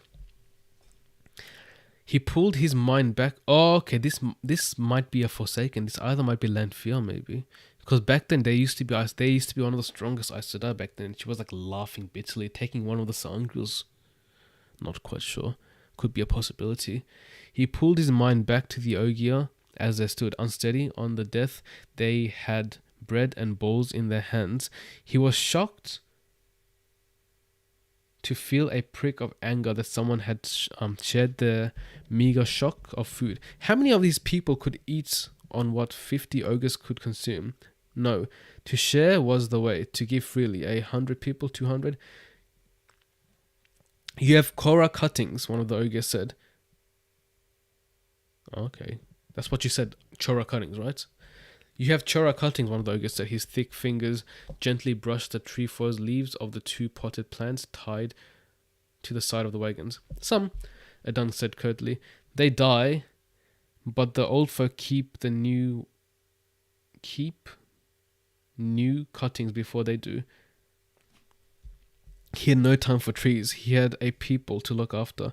How bad is it in the north? Bad, Ogier said. An Ogier woman replied, the blighted lands have grown southward, and then there are Murdrels and Trollocs. I thought they were all dead. Not north, then. They could not turn north. South? The Sea of Jeren lay 10 days south, or did it any longer?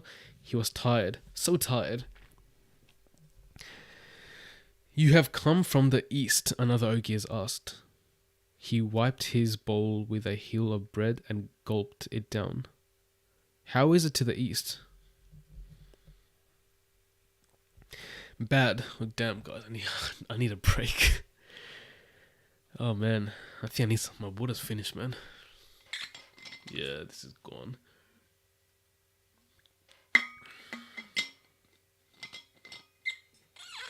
This is a lot of reading, man. This is a lot of reading. Just give me a few seconds to kind of compose myself.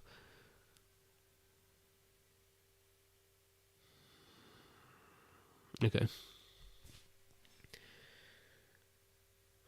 Let's go.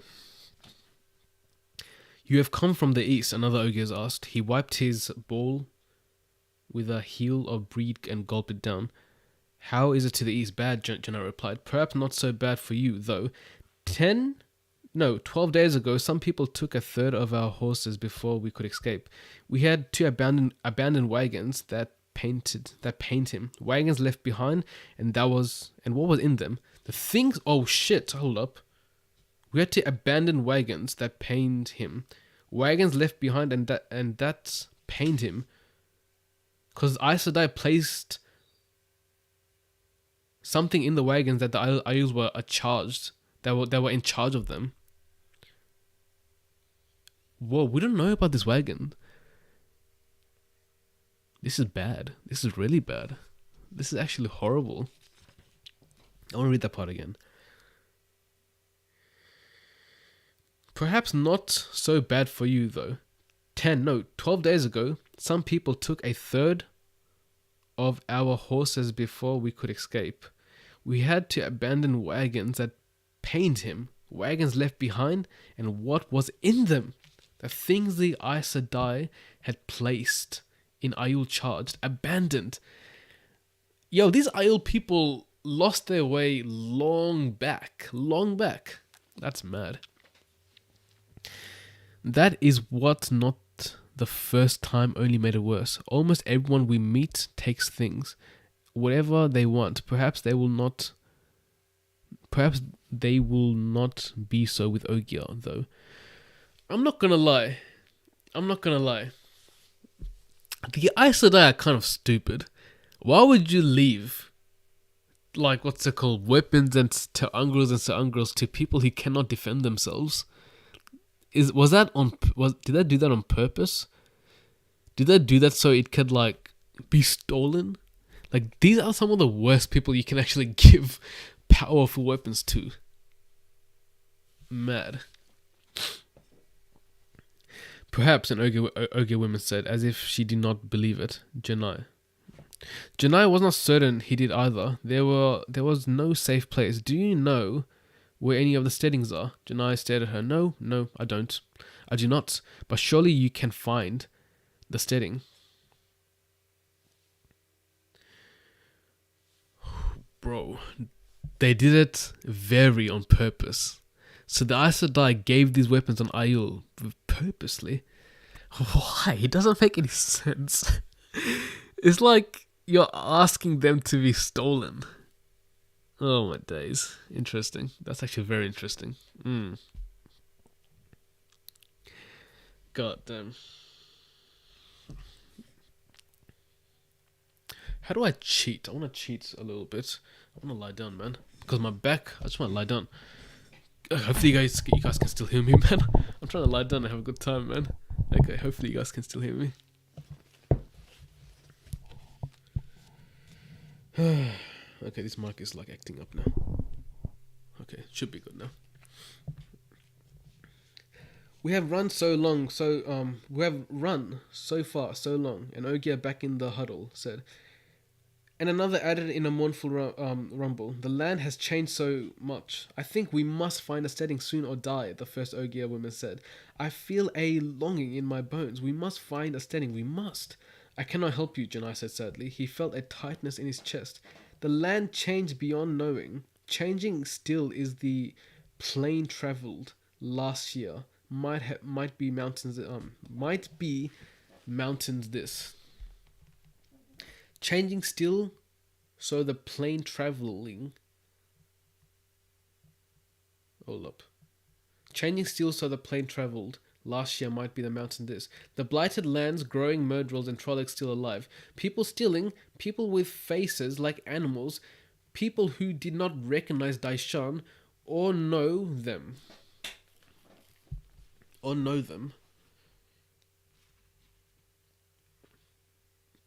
He could barely breathe. The Ogier lost.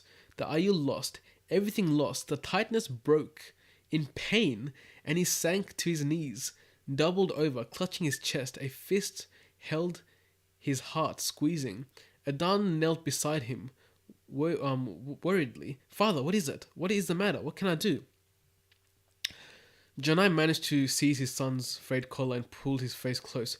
Take the people south. He had to force the words out between spasms and seemed to be ripping his heart out. Father, you are the one who... Listen. Take them south. Take the Ayul to safety. Keep the Covenant guard. What the Aes Sedai gave us until they come for it. The way of the leaf you must. He had tried. Solena Sedai must understand. He had tried. Alnora. What in the world happened at the end?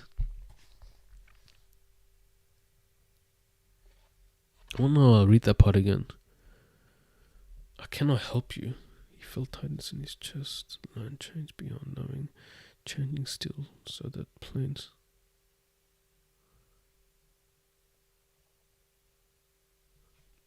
Guys, is the stream buffering, by the way?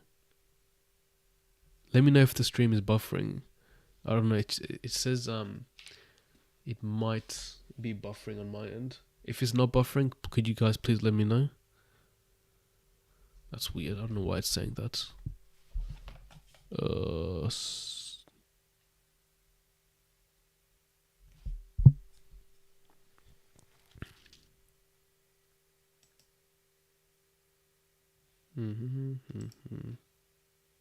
Is the stream buffering, guys? Could you please let me know? Or is it still smooth?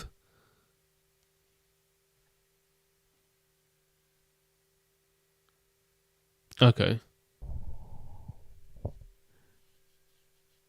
I think it might buff. Okay, it's fine now. Okay, it's good now. I don't know why YouTube always does this, man. YouTube always messes me up nicely, man. Okay, guys, I'm not sure what happened at the end with, I want to read the part again. Did he, like, have a heart attack or something? The land changed beyond knowing, changing still, so that the plane traveled last year might be mountains this, the blighted lands growing, murderers and trollocs still alive, people stealing, people with faces like animals, people who did not recognize Daishan or know them. He could barely breathe. The Ogiers lost, the Ayil lost, everything lost. The tightness broke in pain and he sank to his knees double. Okay, it looks like he had a heart attack pretty much. A fist held his heart, squeezing. And then I think he just noticed some danger. What can I do? Take the people south, he said, forcing the words out. Father, you are the one who... Listen. Take them. Take the south. Take the Ayul to safety. So I'm assuming the Aes Sedai gave the Ayul people... They told the Ayul people to what's it called? To go to a specific place, but then this Jorin people changed at last minute, right? He changed at last minute, so they did not go to the intended directions. Were they meant to go towards Tar Valon or something like that, or where the Aes Sedai were meant to tell them to go? But since he heard that there's Trollocs, Ogies are losing their way, Ayul people are losing their way, everyone losing their way, people are not following the Daishan way anymore, he's like, we have to just escape it and just avoid our reality or something like that. Is that the case? It sounded like a heart attack. Poor Jonai was an old man and he had been through so much, but he kept his oath. It's just the last part. It's the last part, Jed, that kind of doesn't completely make sense. Why did he change directions? Maybe I'll find out more as I read the next part. Okay, now we have Jonai's point of view.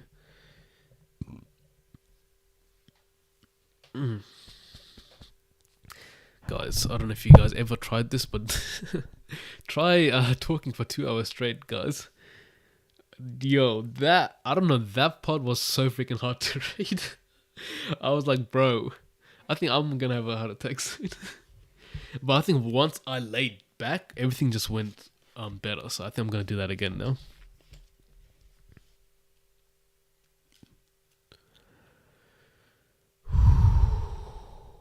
Just searching for safety. Okay, yep. I would assume he did that. I think he was looking for like the safest destination. Guys, give me a few seconds, man. I just want to recompose myself. Actually, yeah. I'm gonna do some stretches, man. I'm gonna do some stretches.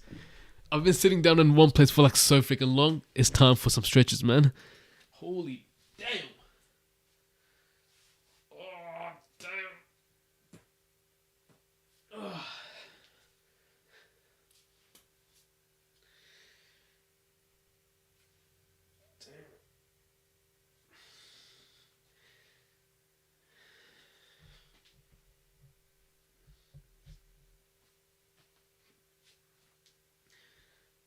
You know what they say, guys? Some of the best exercises you can do are freaking jumping jacks. I'm not I'm not doing jumping jacks on stream though. Stop that, bro. Stop that. Freaking stretching on stream itself is like, come on, bro. You'll only see stuff like this in Snoozy K, bro. Only stuff like this in Snoozy K. Wild, bro. This is the wildest stream I've ever had, man. God damn. Okay.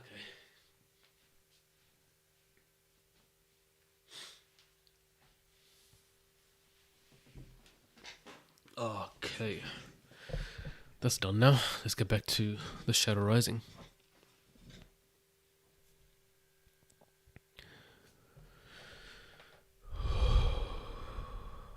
I should have done 2 separate streams.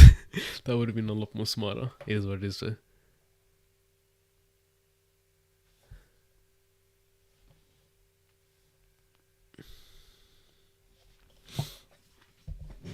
Let's continue. Wano arc was pretty awesome. Can't wait to see how One Piece finishes. One Piece, the last few chapters have been better than the whole Wano arc in my opinion. Like Wano arc was good, don't get me wrong, but it's just it felt like Dressrosa and what do you call it, Water 7 all over again. Nothing seemed new. Like yeah, there was good moments, but yeah, I don't know. But the last few chapters, fire, absolutely flames. Okay, next one. Let's go. Wait, hold up. I've got an idea. I want to be as relaxed as possible, yeah? Where's my pillow, Bren? Where's my pillow?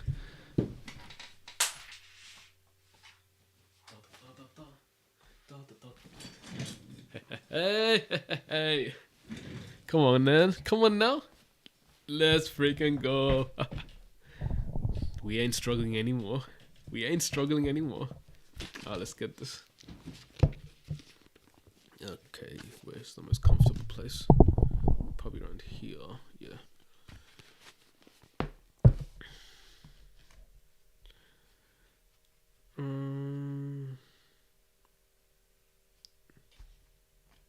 Which part was I up to again?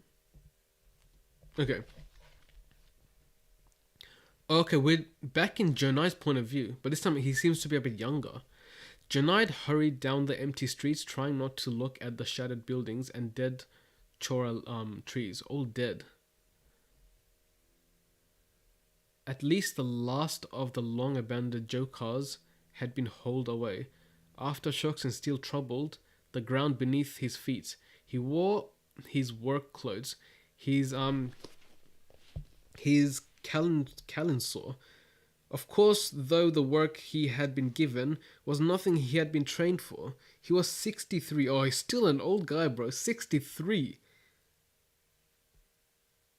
God damn. 63. So that means he was older in the previous vision. Mad. Wait. In the prime of his life. Not yet old enough for grey hairs. But he felt a tired old man. No one questioned his entering the hall of the servants. There was no one at the great column entrance to question anyone or give greetings. Plenty of people darted about inside, arms filled with papers or boxes, eyes anxious, but none so much as looked at him. There was a feel of panic about them, and it grew by increasing every single time. Increment every time the ground shook. Distressed, he crossed the anteroom and trotted up the broad stairs. Mud stained the silvery white stone. No one could spare time. No one cared. There was no need to knock at the door he sought. Not one of the great gilded doors to an ingathering hall, but a door plain and what's it called? How do you say this name? And you know, brutes. I don't know. I'm not whatever. He slipped in quietly though, and was glad he had. Half a dozen Aes Sedai stood around a long table, arguing, apparently not noticing when the building trembled. They were all women. He shivered. Oh damn! I'm not in focus. I'm not in focus, guys. My bad. My bad. I was not in focus. I was not in focus. Apologies for that. You know, I think this mic goes here because then it just takes focus off the mic. There we go. That's better. Where was I up to again? 12 Aes Sedai. Yep, a dozen Aes Sedai. A dozen Aes Sedai stood around the long table, arguing, apparently not noticing when the building trembled. They all were women. He shivered, wondering if men could ever stand in a meeting such as this meeting. I would assume so, because back then, I don't think males went that crazy. I guess female Aes Sedai was still a thing back then. Interesting. When he saw what was on the table, the shiver became shudder. A crystal sword, perhaps an object of the power. I'm assuming that's Calendar. Perhaps only an ornament. He had no way of telling. Held down the dragon. Held down the dragon banner of Luther and Kingslayer, spread out like a tablecloth and spilling onto the table. This is what they found in the Eye of the World, right? If I'm not mistaken. His heart clenched. What was that doing there? Why had it not been destroyed? A memory, the cursed man as well. What good is your foretelling? Osella was almost shouting. If you cannot tell us, her long hair had swayed as she shook with anger. The world rests on this. The future, the wheel itself. Interesting.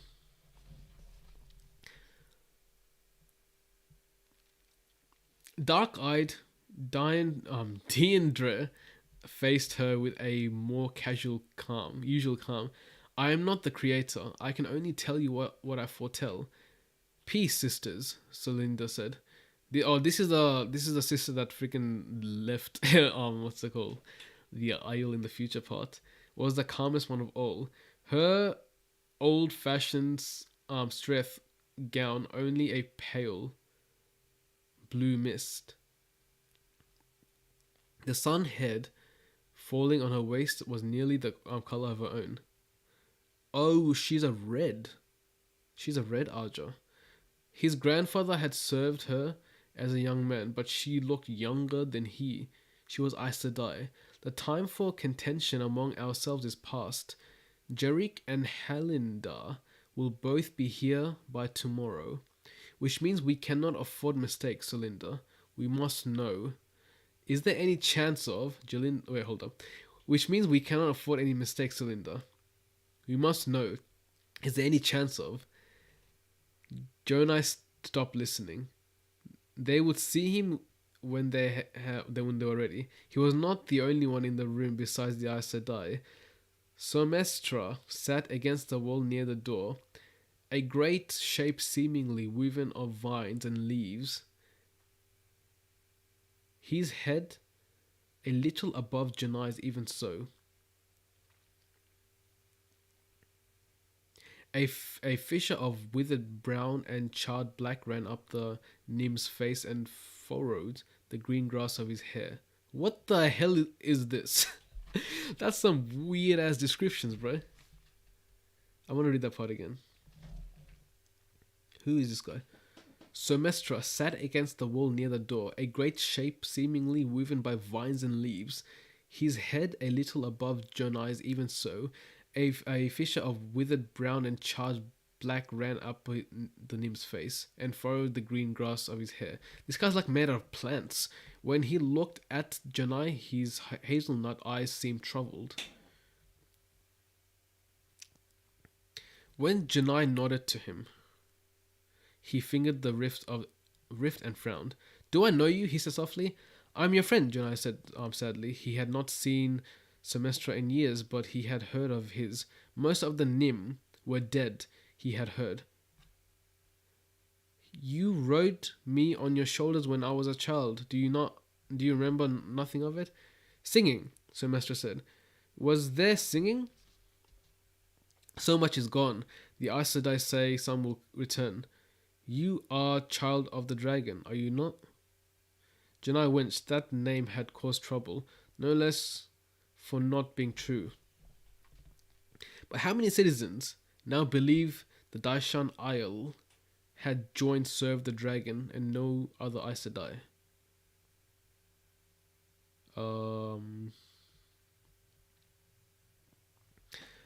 Damn.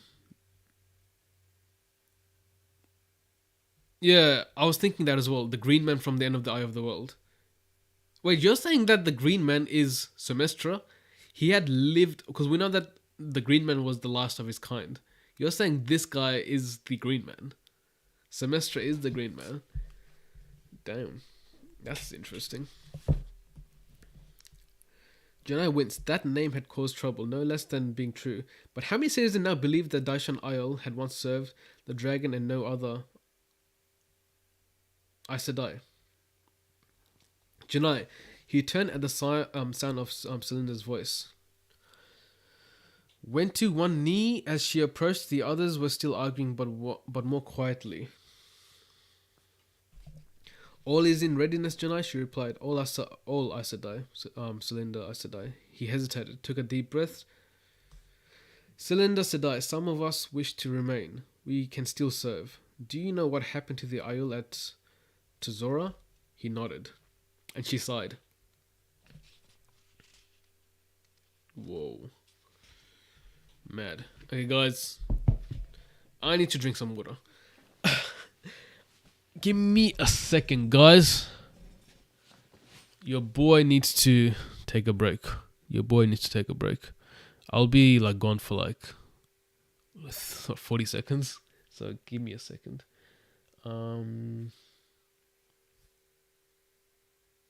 Cause yeah, I'm like, I need water badly, man. And my water bottle's empty right now.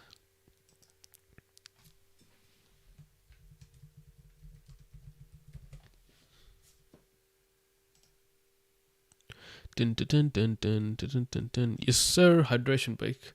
Let me pin that real quick. Nice. See you guys in a bit. If anyone joins, just let me know I'm on a break. Yeah, I'll be really quick. I just need to fill my water. I'll be right back. Give me a second. Dun, dun, dun, dun, dun, dun.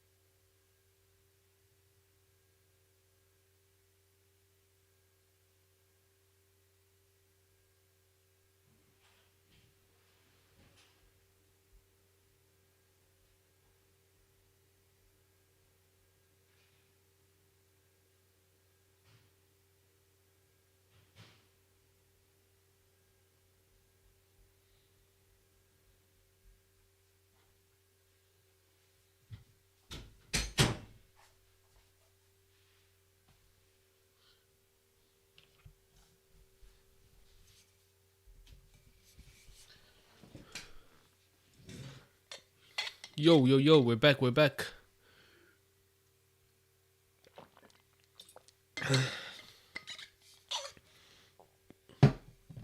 I got myself obviously a new bottle of water. Also got myself what's it called? A muffin. It's apple cinnamon, you know? That flavor goes hard, man. Apple cinnamon goes hard. Let me take a quick bite, man.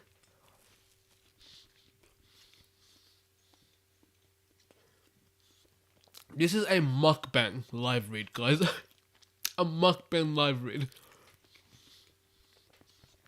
Damn, this is good. We'll have that bit later. Alright, guys. Let's continue. Oh, man, I feel so much better right now. Like, all the energy is just back in my body. Oh, damn, the muffin's good. Damn, the muffin's nice, bro. Oh, what's that I'm eating? It's, sorry if it looks ugly right now, because I took, like, bites out of it. It's a apple cinnamon muffin. Apple cinnamon muffin, guys. It's so freaking good, bro. Bro, White Wing Devil, you live in Australia, don't you? You can actually, what's that called? Get it from Coles. I got this from Coles. It's so good, so good. Did you bring enough? Listen, guys. This is like, you guys like live all around the world, man. If I could share, I would share. If I could, I would share. Come on, guys. My apologies, guys.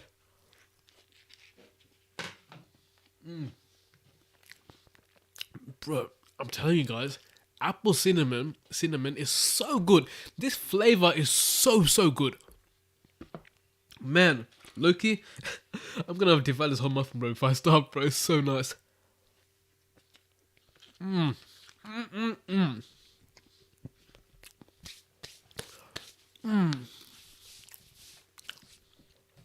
Okay. I'm gonna leave the rest of the muffin for the end, man. Because I know I might need more energy later. Okay, where were we? I'm gonna skip back a bit. Okay. So, okay. He turned at the sound of Celinda's voice, went to one knee. As she approached, the others were still arguing, but more quietly. All is in readiness, Janai. All is in readiness, Janai, she said. All, I said I. Celinda said I. He hesitated, took a deep breath. Celinda said I. Some of us wish to remain. We can still serve. Still. Do you know what happened to the Aiel at Tezora? He nodded. And she sighed, reaching out to smooth his short hair as if he were a child. Of course you do. You Daishan have more courage than 10,000 Aiels, linking arms and singing, trying to remember a madman of who... Wait, what the heck? I'd read that part again. Woolworth. I never go Woolies, man. I never go Woolies. Coles... It's just Coles has always been close to my house. So Woolies, I'll tell you what Woolies has. Woolies has better. They have more exclusive stuff. Like what you can find in Coles, you can't find in Woolies. But there's some things in Woolies that you can get. But I feel like Coles has better bakery. Like Woolies bakery is very average. But that's just my opinion. You know, they're both good though. I don't choose sides. Whatever's close, I'll just go there. You Daishan have more courage than 10,000 Aiel, linking arms and singing, trying to remind a madman of who they were and who he had been, trying to turn him with their bodies and a song. Jacques Monordin killed them. He stood there staring as though at a puzzle, killing them, and they kept closing their lines and singing. I am told he listened to the last Aiel for almost an hour before destroying them, and then Tezora burns. God damn. One huge flame consuming stone and metal and flesh. There is sheet of glass where the second greatest city in the world once stood. Wait, what? What are they talking about here? Tezora? Is she talking about Ruiden? Second greatest city in the whole world. And Tezora burns. One flame consuming stones. Daishin Isle. So the Daishin Isles were just holding the lines and singing while this guy just killed them. I'm not quite sure. Because she said she's sheets of glass. I'm not quite sure. I don't know. I'm not quite sure what to make of that. Most people had time to flee Aes Sedai, the Daishan, and earned them time to flee. We are not afraid. Her hand tied him painfully in his hair. The citizens have already fled Disin. Janai, besides the Daishan, yet have a part yet to play. If DeAndre could only see how far enough to say that. In any case, I mean to save everything here, and that something is you. As you say, he said reluctantly, we will care for what you have given into our charge until you want them again. Of course, the things we give you. She smiled at him and loosened her grip, smoothing his hair once more before folding her hands. You will carry the things to safety. Journey. Keep moving, always moving, until you find a place of safety where no one can harm you. As you say, Aes Sedai. What of Kumin Janai? Has he calmed? He did not know any way to tell her. He would rather have bitten his tongue out. My father is hiding somewhere in the city. He tried to talk us into resisting. He would not listen. Aes Sedai. Aes Sedai. He would not listen. He found an old shock land somewhere, and he could not go on. He expected her to be angry, but her eyes glistened with tears. Wait, what did he find? My father is hiding somewhere in the city. He tried to talk us into resisting. He would not listen, Aes Sedai. He would not listen. He found an old shock land somewhere. Keep the convenience, Jonai. If the Daishan lose everything else, see they keep the way of the leaf. Promise me. Of course, Aes Sedai, he said, shocked. The Covenant was the Aiel, and the Aiel were the Covenant. To abandon the way would be to abandon what they were. Kuman was an aberration. He had been strange since he was a boy. It was said hardly Aiel at all, though no one knew why. Go on now, Janai. I want you far from Disin by tomorrow. And remember, keep moving. Keep the Aiel safe. He bowed where he knelt. Okay, so his job was just to look for safety, that's all. That's all that's the only instruction that was given to him. They were trying to slow him down so people could escape. Okay. Are you talking about the Tesseract thingamajiggy? Fair. So that's what, damn. These people do not give a crap about their lives, man. That's mad. Mad. Can we, did I read that part? Yeah, I read that part. He bowed where he knelt, but she was already being drawn back into argument. Can we trust Kodam and his fellows? Solinda? We must, Osila. They are young and inexperienced, but barely touched by the taint, and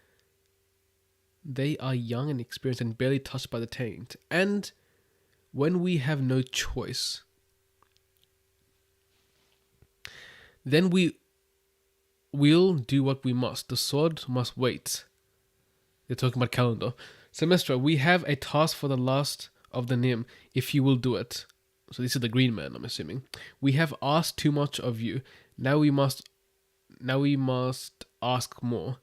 Janai bowed his way out formally as the Nin rose his head, brushing the ceiling, already immersed in their plans. They were not looking at him, but he did them his last honor anyway. He did not think he would ever see them again. He ran from the hall of the servants all the way out of the city to where the great gathering waited. Thousands of wagons in 10 lines stretched.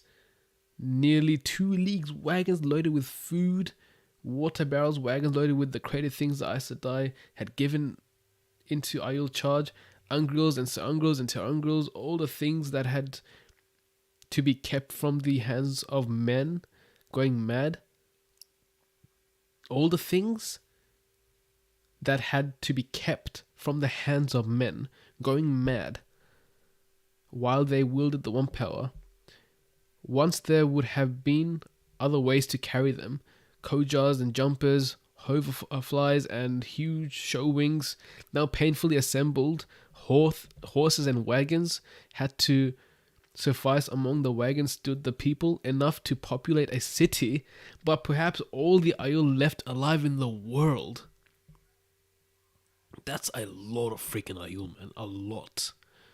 God, I love that line. Of course, the things we gave you, you will carry. The things to safety where no one will harm you.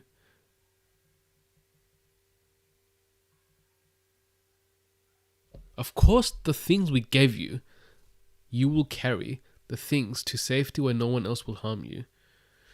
No one else will harm you. Like I said, doesn't, like, obviously we know that these wagons have been abandoned in the future, and then some of these Tarangals have been scattered.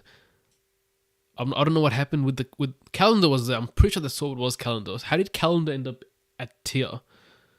That's a bit interesting. No cap.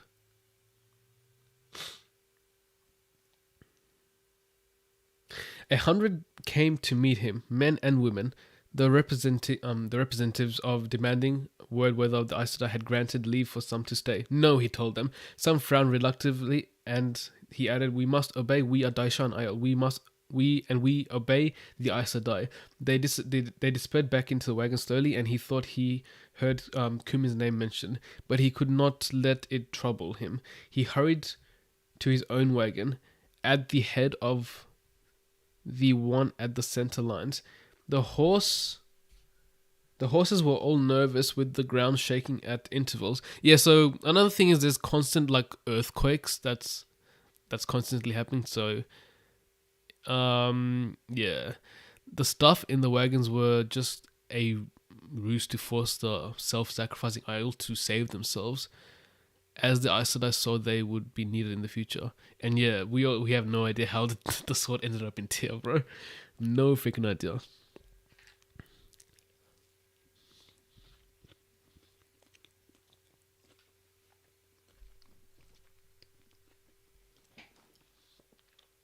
Okay. What was up to again? His sons were already up on a seat. Willem, 15, with the reins, and Adan, 10. Damn, Adan's an old... This guy's like history, bro. This Adan guy. And Adan, 10 beside him, both grinning with nervous excitement. Little Essa lay playing with a doll on top of the canvas, tied over her possessions. And more importantly... their charges from the Aes Sedai. There was no room for any to ride but the young and the very old. A dozen rooted chora cuttings in clay potted sat behind the wagon seats, to be planted when they found a place for safety. A foolish thing to carry, perhaps, but no wagon was with... Okay, now this comes back to my Evandora Sora theory. There's a lot of Chora leaves. So it doesn't make sense for all of these to form into one massive tree that's called Evandosora. So what are these Chora leaves for, bro? Because there's a lot. There's not just one. There's a lot. Or maybe Evandosora is like the only surviving Chora leaves. Or, I don't know, man. It's a bit hard to predict. I'm not gonna lie. What was up to? A dozen rooted Chora cuttings in clay pots sat behind every wagon, to be planted when they found a place for safety. A foolish thing to carry, perhaps, but no wagon was without its potted cuttings. Something from a time long gone, a symbol of better time to come. People needed hope and symbols. Elnora waited beside the team, glossy black hair tumbling about her shoulders, and reminding him for the first time he saw her as a girl. But worry, he etched lines around her eyes now. He managed to smile for her, hiding the worry in his own heart. "All will be well, wife of my heart." She did not answer, and he added, "Have you dreamed?" Of no time soon, she muttered, all will be well, and all will be well, and all manner of things will be well. Smiling tremulously, she touched his cheek. With you, I know it will be so, husband of my heart. Jonai waved his arm over his head, and the signal rippled down the line. Slowly, wagons began to move, and Ayul leaving Parendison. That finishes the next vision. So this is Jonai's first one, and we read Jonai's second one just before. So first and second. This first one we had the Aes Sedai. We also had like him leaving, so we know that. I can just write them down. Yep, another dreamer, man. I think there's been a few dreamers, but I think they're just very rare. They're very rare. Just finished my muffin, but I'm sad now.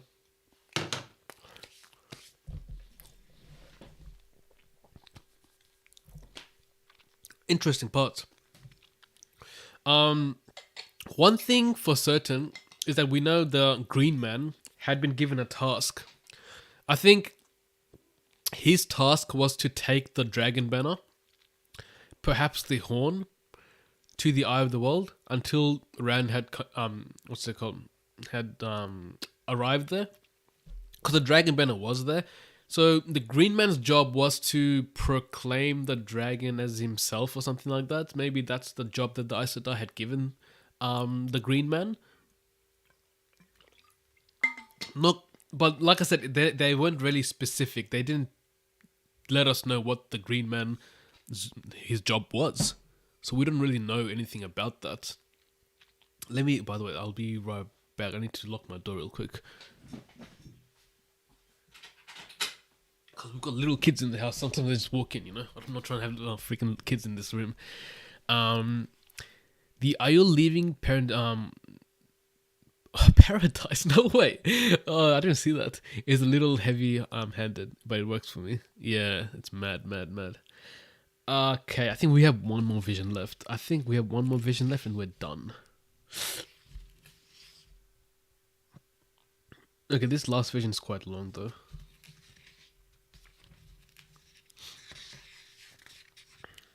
To be fair, yeah, we don't have that much left, to be honest. Yeah, like I said, I'm very interested. So Solinda is also an interesting character. I think one of these Aes Sedai may have been a Forsaken, perhaps. Or are they all good Aes Sedai? Because we know that Forsakens used to be Aes Sedai. Actually, no, that can't be right, because the the Forsakens were locked up with the Dark One, which happened prior to this event, so that can't be right. The Forsakens are still locked up.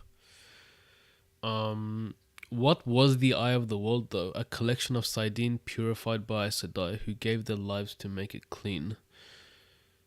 Oh yeah, it was made out of Sidene. I still can't make anything out of it, to be honest. Yeah, I can't make anything out of it, I'm not gonna lie.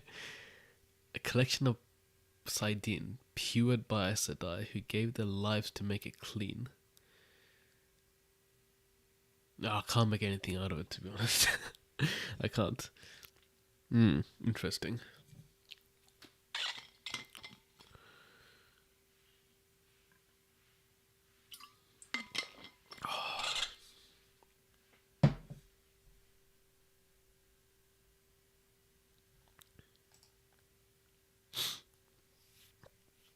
Okay, now. Let's read the next vision. And like I said, as we are reading all these visions, Muradin is slowly killing himself. So that's also one thing that we can know of, okay? Kumin. Who's Kumin again? Kumin knelt at the edge of the ploughed ground in his working clothes, plain brownish grey coat and breeches and soft lace boots. In a line with others like him that surrounded the field, 10 men of the Daishan Isle at twice stretched arms length and Ogier all the way around. He could see the next field lined the same way, beyond the soldiers with the shock lancers sitting atop armored jokers. A hoverfly buzzed overhead, and his patrol deadly black metal wasp containing two men. He was 16. Women had decided his voice was finally deep enough to join the seed singing. What the fudge is a seed singing? Interesting. The soldiers fascinated him. Men and ogier, the way a colorful poisonous snake might. They killed his father's great father. Chan claimed there had been no soldiers once, but Kumin did not believe it. If there were no soldiers, who would stop the Night Riders and the Trollocs from coming to kill everyone? Of course, Chan claimed that there had not been any murderers or Trollocs then either. No Forsakens, no Shadow routes. He had many stories he claimed were from a time before soldiers and Night Riders and Trollocs. Okay. When he said the Dark Lord of the Grave had been bound away and no one knew his name or the word war, Kumin could not imagine such a world. A war had been old when he was born. So I think everything right now seems very peaceful. Okay, Kumin is Jondai's grandfather. Okay, that's good to know. Oh yeah, that's the guy that isn't that the guy? That's the guy who didn't want to that's the guy who didn't want to leave the with the wagons, right? Kumin. Yep, that's the guy. That's good to know. So right now everything seems a bit okay, you know? There's no murderers and no Trollocs, everything seems fine. They don't even know what war is. Kumin could not imagine such a world. The war had been old when he was born. He enjoyed Chan's stories. Even if he could not make himself believe. But some earned the old man's frowns and scoldings, like when he had claimed he served one of the Forsakens once. Not just any Forsaken, but Lanfear herself, as well as... Wait, who... Did I miss something?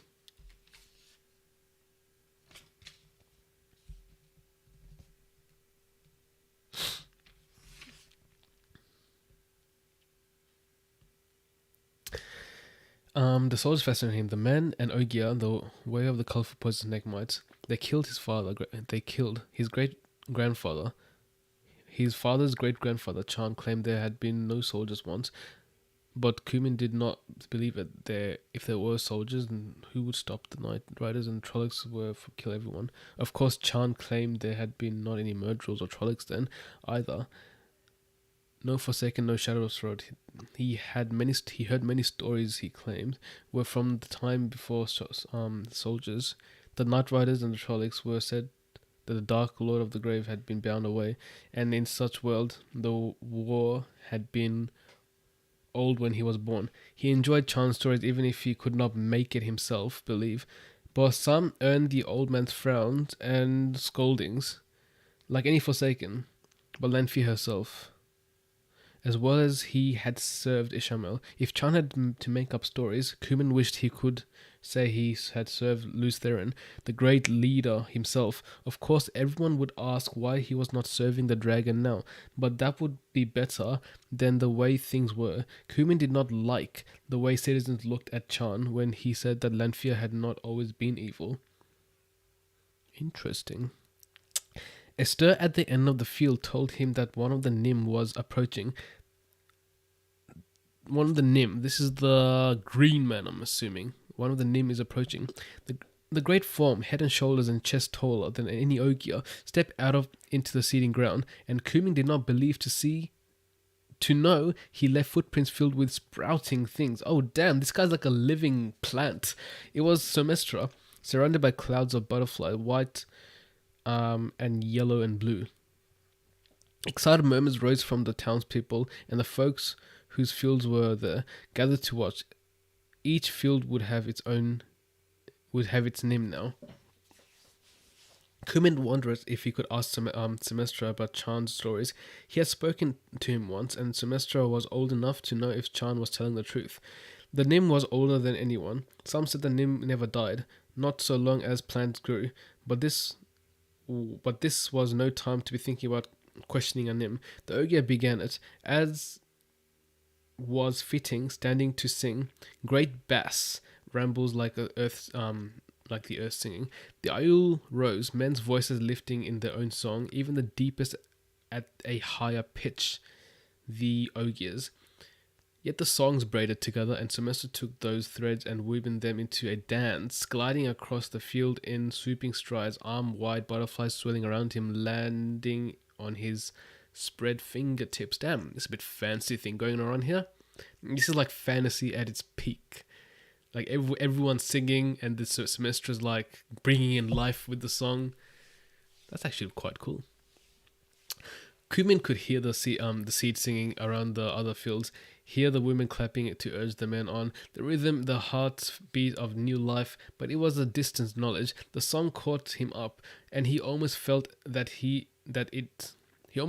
it was himself, not the sounds he made that semester move into the soils that are in the seed. Seeds no longer, though.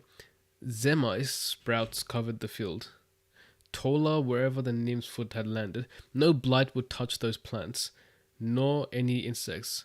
Seeds sung. They would eventually grow twice as high a man and fill the town's grain barns. This was what he had been born for. This song and other seed songs. He did not regret the fact that the Aes Sedai had passed him over at 10, saying he lacked the spark. To have been trained at Aes Sedai would have been wondrous, but surely no more so than this moment. Wait, what? He was meant to be trained as an Aes Sedai? Hold up, what is this? Also, one thing that's quite cool, how we are getting more information about plants and like the Green Man, everything. It's actually really, really interesting. I like this scene. This scene's very happy. Like everything's been so depressing so far. I like this scene a lot. You know, the Green Man is a sick guy, bro. This Serestra guy, he's not a bad dude. He's not a bad dude at all. He's not a bad dude at all.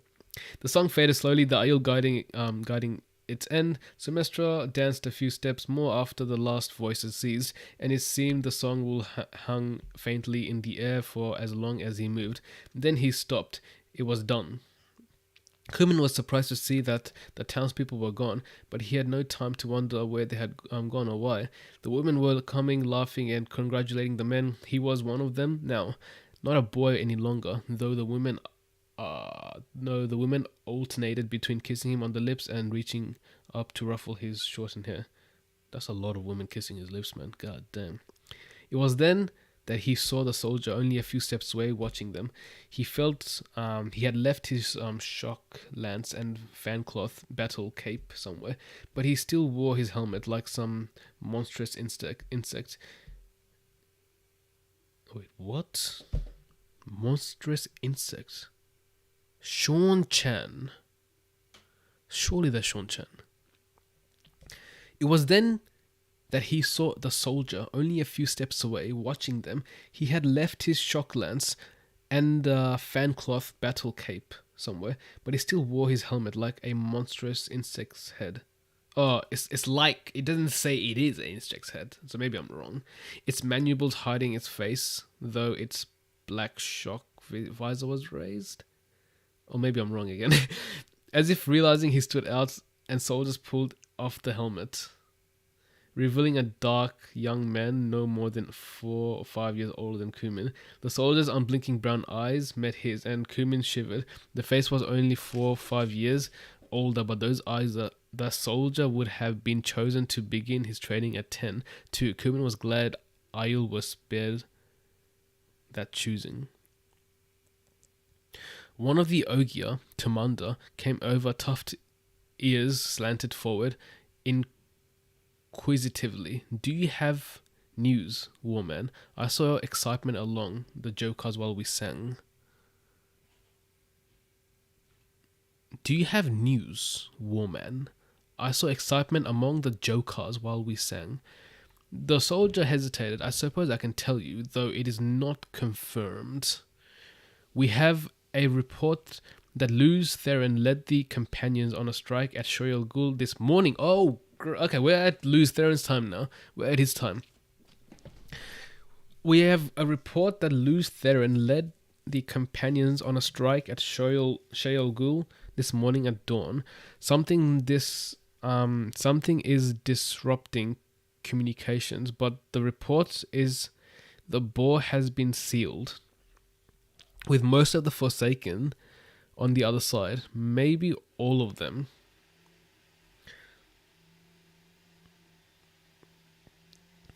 Yes, the soldier looked, maybe all of them. What's it called? Then it is not over, Tamanda breathed. Oh, hold up, what's that sound? Okay, ignore that sound, my bad. Tamanda. Then it's not over, Tamanda breathed. Over the last, the light be praised. Yes, the soldier looked around, suddenly seeming lost. Bro, what is that sound?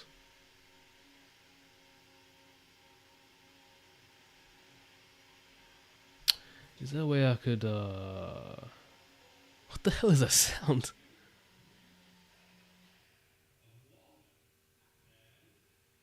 Okay, it's gone. Then it is over, Tamanda breathed. Over, at last, the light will be past. Yes, the soldier looked around, suddenly seeming lost. I suppose it is, I suppose. He peered at his hand and then let them fall to his sides again. He sounded wary. The local folk could not wait to be celebrating. If the news was true, it might go on for days. I wonder if... No, they will not want soldiers joining them, will you? For tonight, perhaps, Tamanda said. But we have 3 more towns to visit before our circuit is done. Of course, you still have work to do. You have that. The soldier looked around. There are still Trollocs, even if the Forsaken are gone. There are still Trollocs and Night Riders. Nodding to himself, he started back towards the Jokars. Tamara did not appear excited at all, of course, but Kumin felt as stunned as the young soldier. The war is over. What would the world be like without war? Suddenly he had to talk to Chan. Sounds of merrymaking rolled out to meet him before he reached the town, laughing, singing. The bells in the town hall tower began ringing exuberantly. Townspeople danced in the street, men and women and children. Kumin dodged them in between, searching. Chan had elected to stay at one of the inns where the Ayul were... Bro, what is that sound?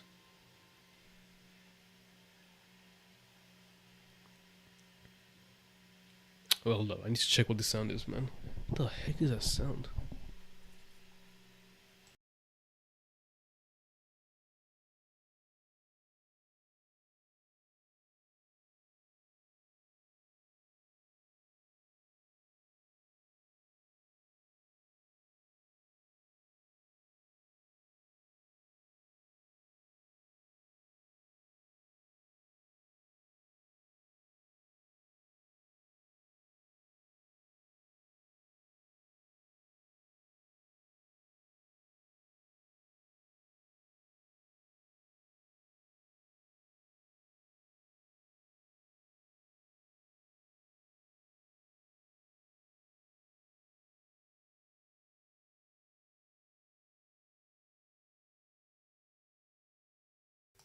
It's not coming through the mic? Okay, that's good. It was like some loud noise. I don't know what it was. I think someone's like working outside or something. Okay, let me read that part again. Tamara did not appear excited at all. Oh, I read that part. Sounds of merrymaking rolled over to meet him before he reached the town, laughing, singing. The bells in the town hall tower began ringing exuberantly. Townspeople danced in the street, men and women and children. Kumin dodged between them, searching. Chan had elected to stay at one of the inns where the Ayul were putting up instead of coming and singing. Even the Aes Sedai could no longer do much for the archers in his aged knees, but surely he would be out of this. Abruptly, something struck Kumin in the mouth and his legs buckled. He was pushing himself to his knees before he realized he was down. Wait, what happened? Abruptly, something struck Kumin in the mouth and his leg buckled. What struck him? He was pushing himself to his knee before he realized he was down. A hand put to his mouth came away bloody. He looked up to find an angry-faced townsman standing over him, nursing a fist. "Why did you do that?" he asked. The townsman spat at him. "The Forsaken are dead. Dead. Do you hear? Lanfear will not protect you anymore." I thought he didn't follow Lanfear. Why is he getting accused of following Lanfear? "Lanfear will not protect you anymore. We will root out all of you who served the Forsaken while pretending to be on our side, and treat the lot of you as we treat that crazy old man." Oh, okay, he's probably related to Lanfear, that's why. A woman was tugging at the man's arm. "Come away, Toma. Come away and hold your foolish tongue. Do you want the ogre to come up for you?" Suddenly worried, the man let pull him away in the crowds. Yeah, we know that ogres can be terrifying, man. Struggling to his feet, Kumin began to run heedless of the blood oozing down his chin. The inn was empty, silent. Not even the innkeeper was there, or the cook, or the helpers. Kuman ran through the building, shouting, "Chan! Chan! Chan!"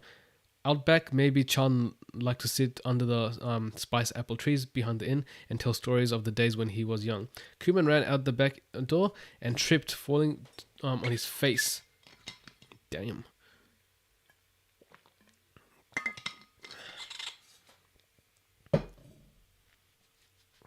Falling on his face. Which one was it again?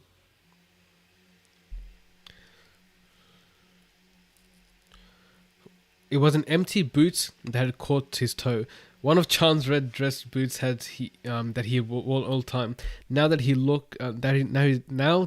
no longer joined the singing, something made Chan look up. Chan's white-haired body hung from a rope pulled over the ridgepole, 1 foot bare where he kicked his bare foot. The fingers of one hand caught his neck where he had tried to pull the rope free. Wait, what? He's got a rope around him? "Why?" Kuman said. "Why are Daishan?" Why? There was no one to answer. Clutching the boot to his chest, he knelt there, staring up at Chan, as the noisy of revelry washed over him. I don't get it. I don't get what happened at the end. What exactly had happened, guys?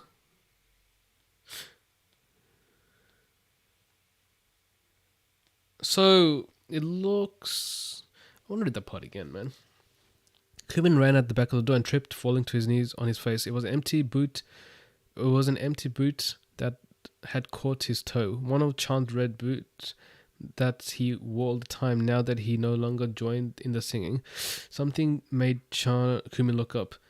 Chan's white hair body hung from... Oh, damn, hung from a pole.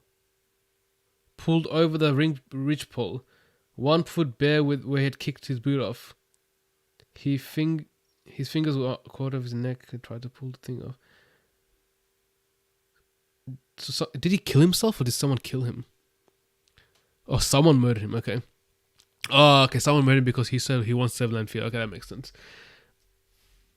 I thought that he killed himself at the start, but he got hanged. So that means Kuman will eventually die as well. Yeah, that's just because he was related to Chan. That's mad.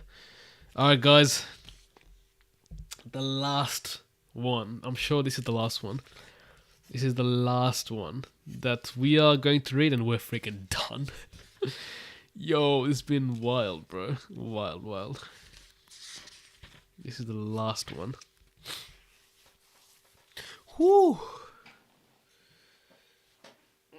God damn. A 3-hour stream.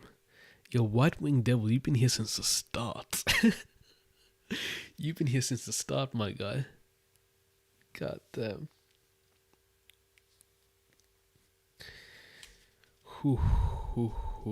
The final memory, guys. Yes, the final one.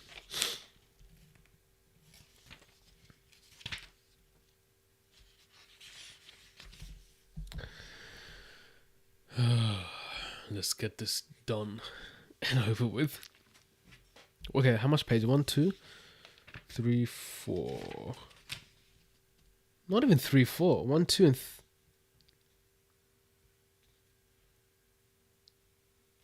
this one's very short. Yeah, this one's very short. It's only 2 pages.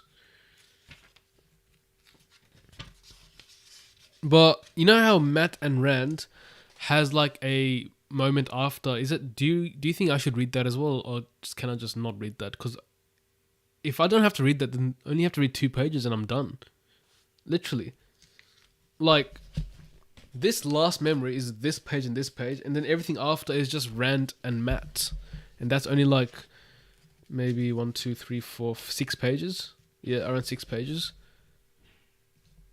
I don't know, man. Okay, last one is Chan. God damn, how many timelines, man? 1, 2, 3, 4, 5, 6, 7, 8, 9. 9 freaking timelines, bro. That's a lot. Holy moly. We started this at 8 o'clock. Whew. Okay, now. Let's see. Chan made his way down the side of the wide, crowded street beneath the spreading chora leaves. Their trefoil leaves spreading peace and contentment in the shadow of silvery buildings that touch the sky. Yeah, I'm gonna skip the random map parts. Chan made his way down the side of the wide, crowded street beneath the spreading chora trees. The trefoil leaves spreading peace and contentment in the shadow of silvery buildings that touch the sky.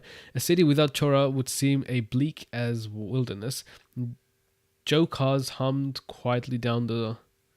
What's Joe cars, by the way, guys? I don't know what Joe cars is.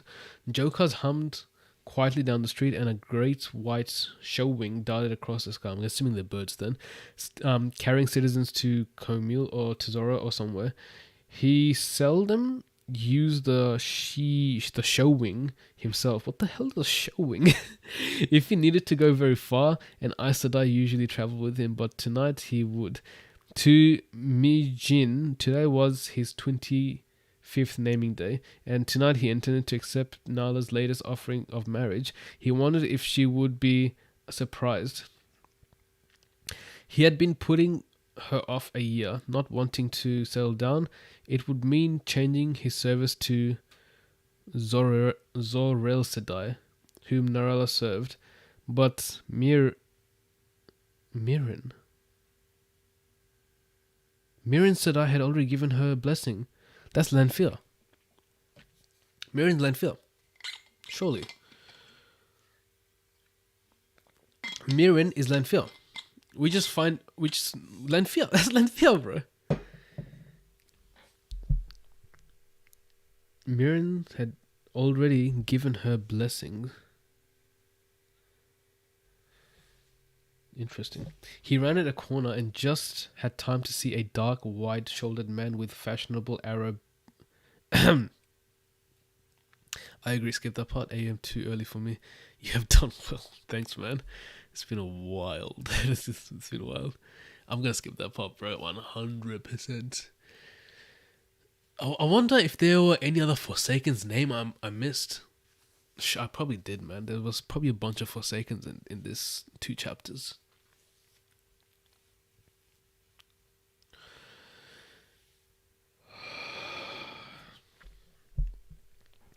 One and a half pages left, guys. Holy damn. 1.5 pages. Come on, I can do this. He ran at a corner and just had time to see a dark, wide-shouldered man with fashionable arrow beard before the man's shoulder sent him crashing to his back. Head bouncing on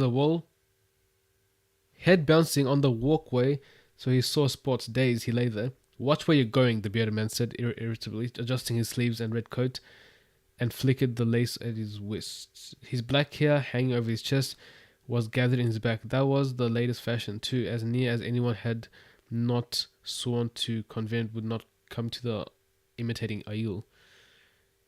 He had not come to imitating Aiel.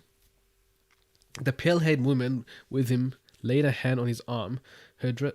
You know what? I think that guy who knocked him out might be Luce Theron, bro. It just said red, and I don't know. Red is just a sign of dragons. I don't know if I'm right, man. Maybe. Yeah, but I don't think Lutheran was a bad guy like that, so maybe I'm wrong. Oh, we're gonna have an after read discussion. Nice.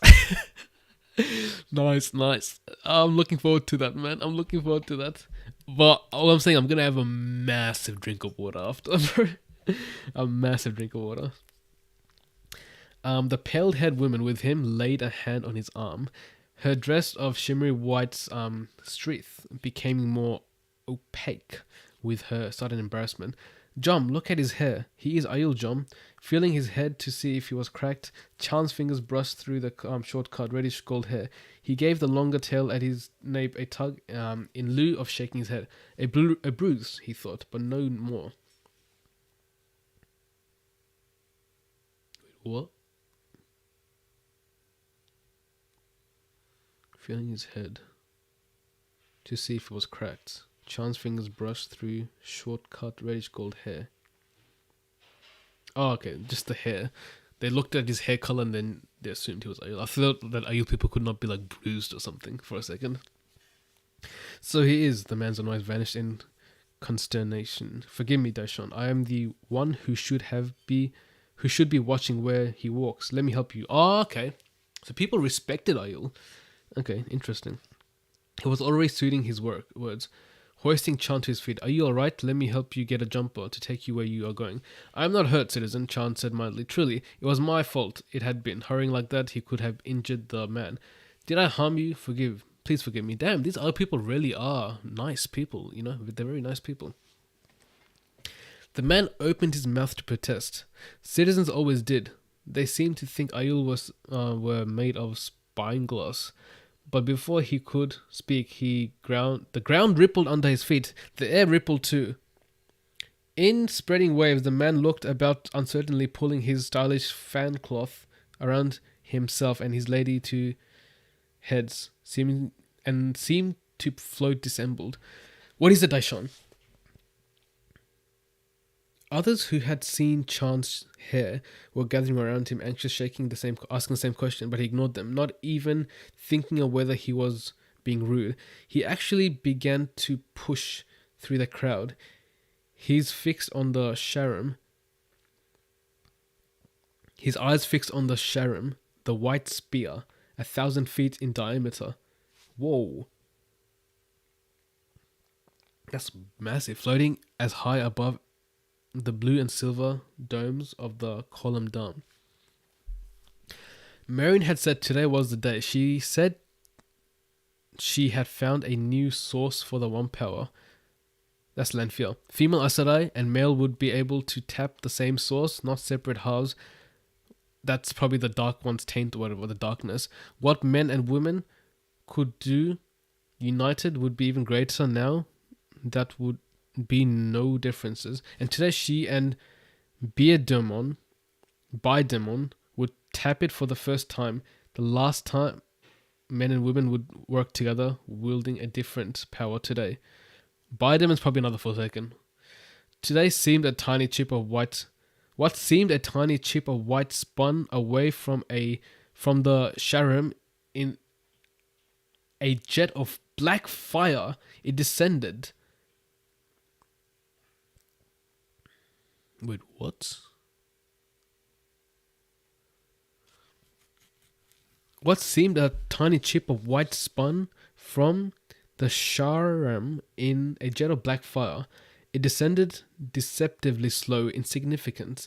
Then 100 grouts spurted everywhere from a huge white spire. The Sharam broke. What's a Sharam, guys? Let me know.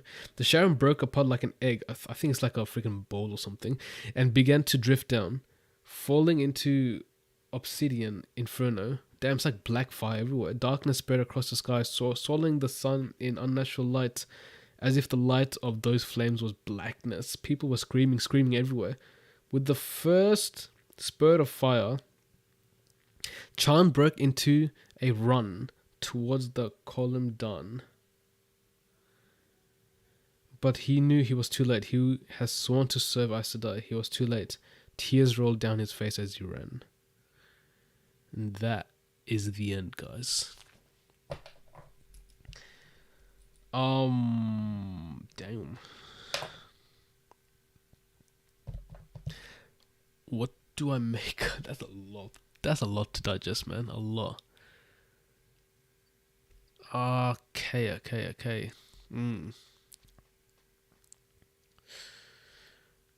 So,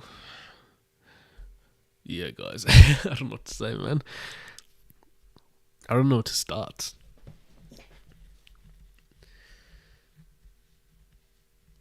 I just want to quickly read the last bit a bit.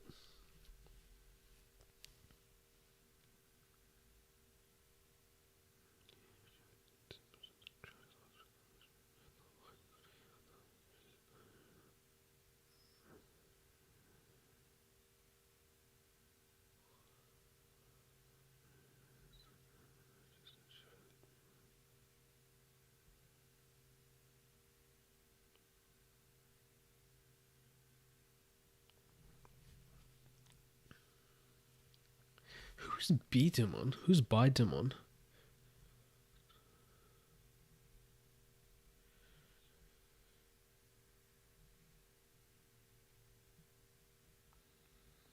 What seems a tiny chip of white spun away from the Sharon in jet black fire. I descended. After that, it just fire just went everywhere. Wait. This the Dark One isn't imprisoned, because we know he's imprisoned during Kuman's time, right? If I'm not mistaken. Oh, what are you guys saying? They never are fully explain what a Joker or a Showing are, but it's safe to assume it's some kind of car or some kind of plane. I thought it was like a bird. I agree. Skip. Okay, whatever. I have several messages. Okay, I've read that part already. Now that we could do the mysterious white spear associated with Lanfear before she was called Lanfear could be. Now what could this mysterious white spear associated with Lanfear before she was called Lanfear? A white sphere. We just saw Boar being opened, the Dark One's prison being opened for the first time. Wait, so you're saying he was already in prison? I thought he was in prison during Kuman's time. Wait, what the heck? I thought he was in prison during Kuman's time.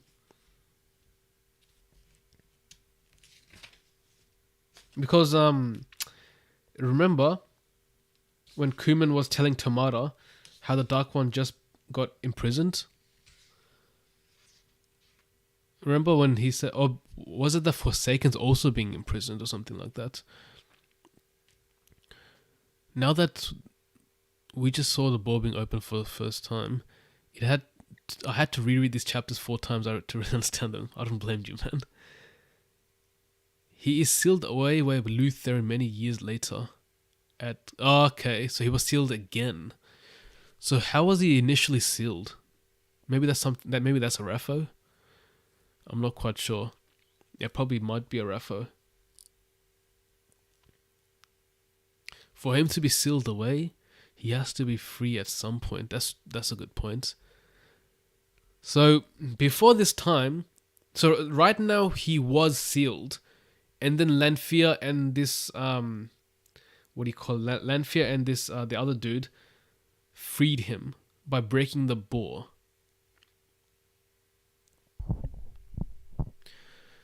This is a lot to take in, man. A lot.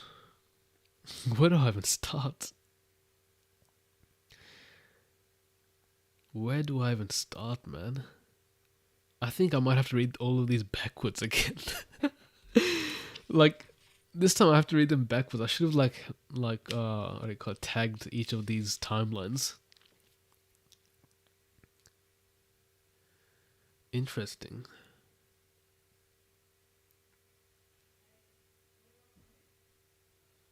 So, Kumin served Merin. He didn't serve Lanfear.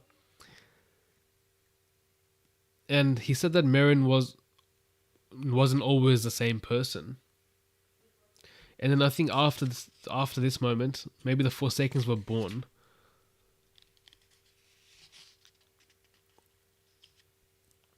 The important thing from those memories is that the Aiul value oath. Yep, that was pretty obvious. Their ancestors, what's it called, endured incredible hardships. They did. They suffered a lot and kept the oath. But Lewin broke them. Yeah, Lewin was the first one that broke them. Lewin started everything, and that's where the Aiul are right now. The other really interesting part is the song. The song grew the fields. Yeah, the song with the green man. It was like life, like proper life. And the song and provide food for all, and then the Tinkers are searching for it. Oh, that's what they're searching for. The song that grows life. But interesting. Rand just heard the song. But Rand heard the song. Oh, so he knows the song. You're right, he knows the song. You can just sing the song and then that'll give life. But is there like some specific requirements to sing the song? But if Rand knows the song, he can just unite the Tinkers. Oh, he can unite the Tinkers.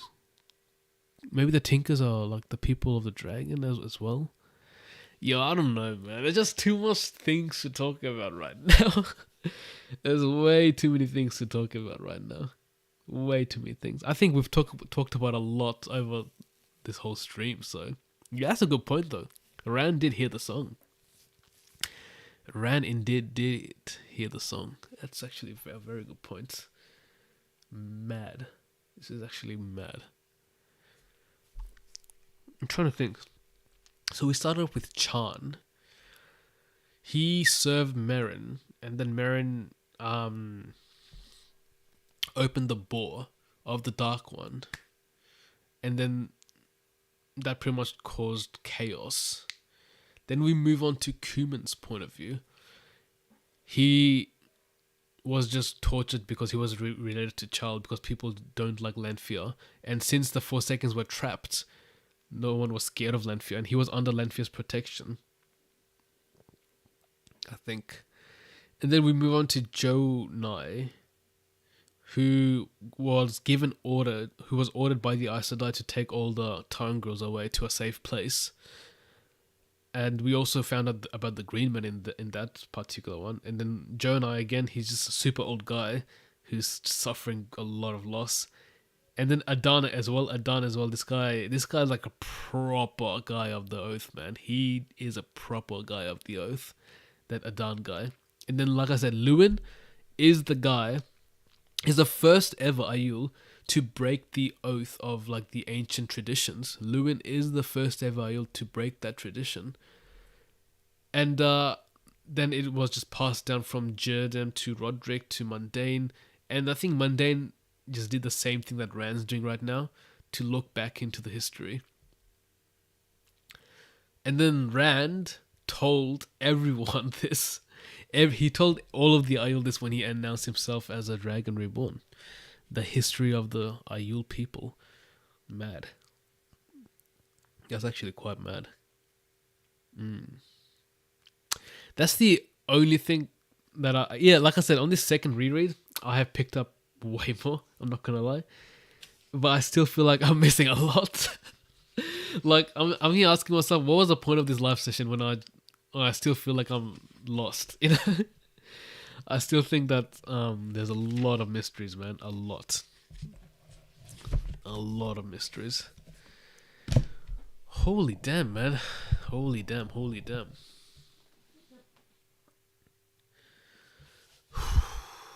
Wow.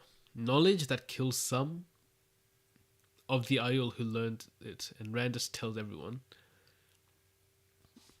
Yeah, mad. Some of the Aiuls like just couldn't even handle the truth, man. These Aiul people just cannot handle the truth sometimes.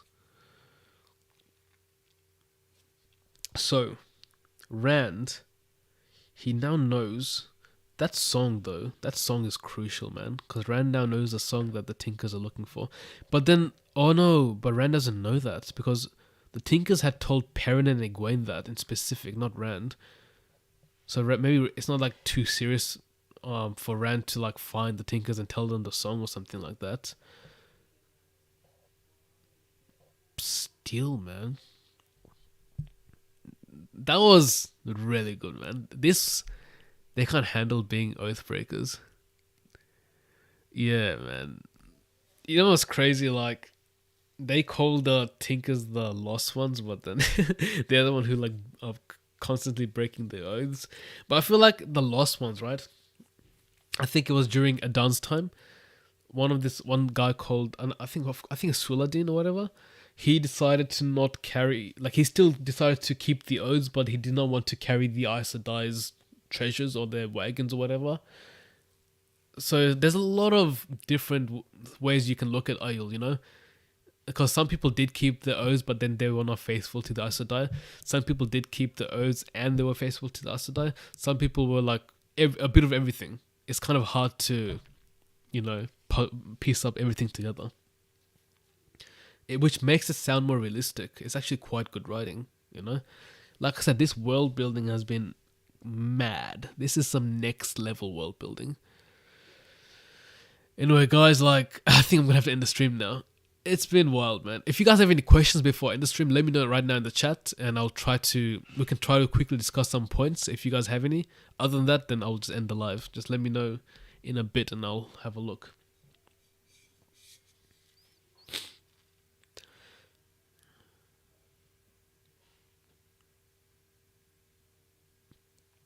It's interesting because like the wise ones and the clan chiefs, they know the history, but they still do nothing with it. It's weird. It's so odd. Very, very odd.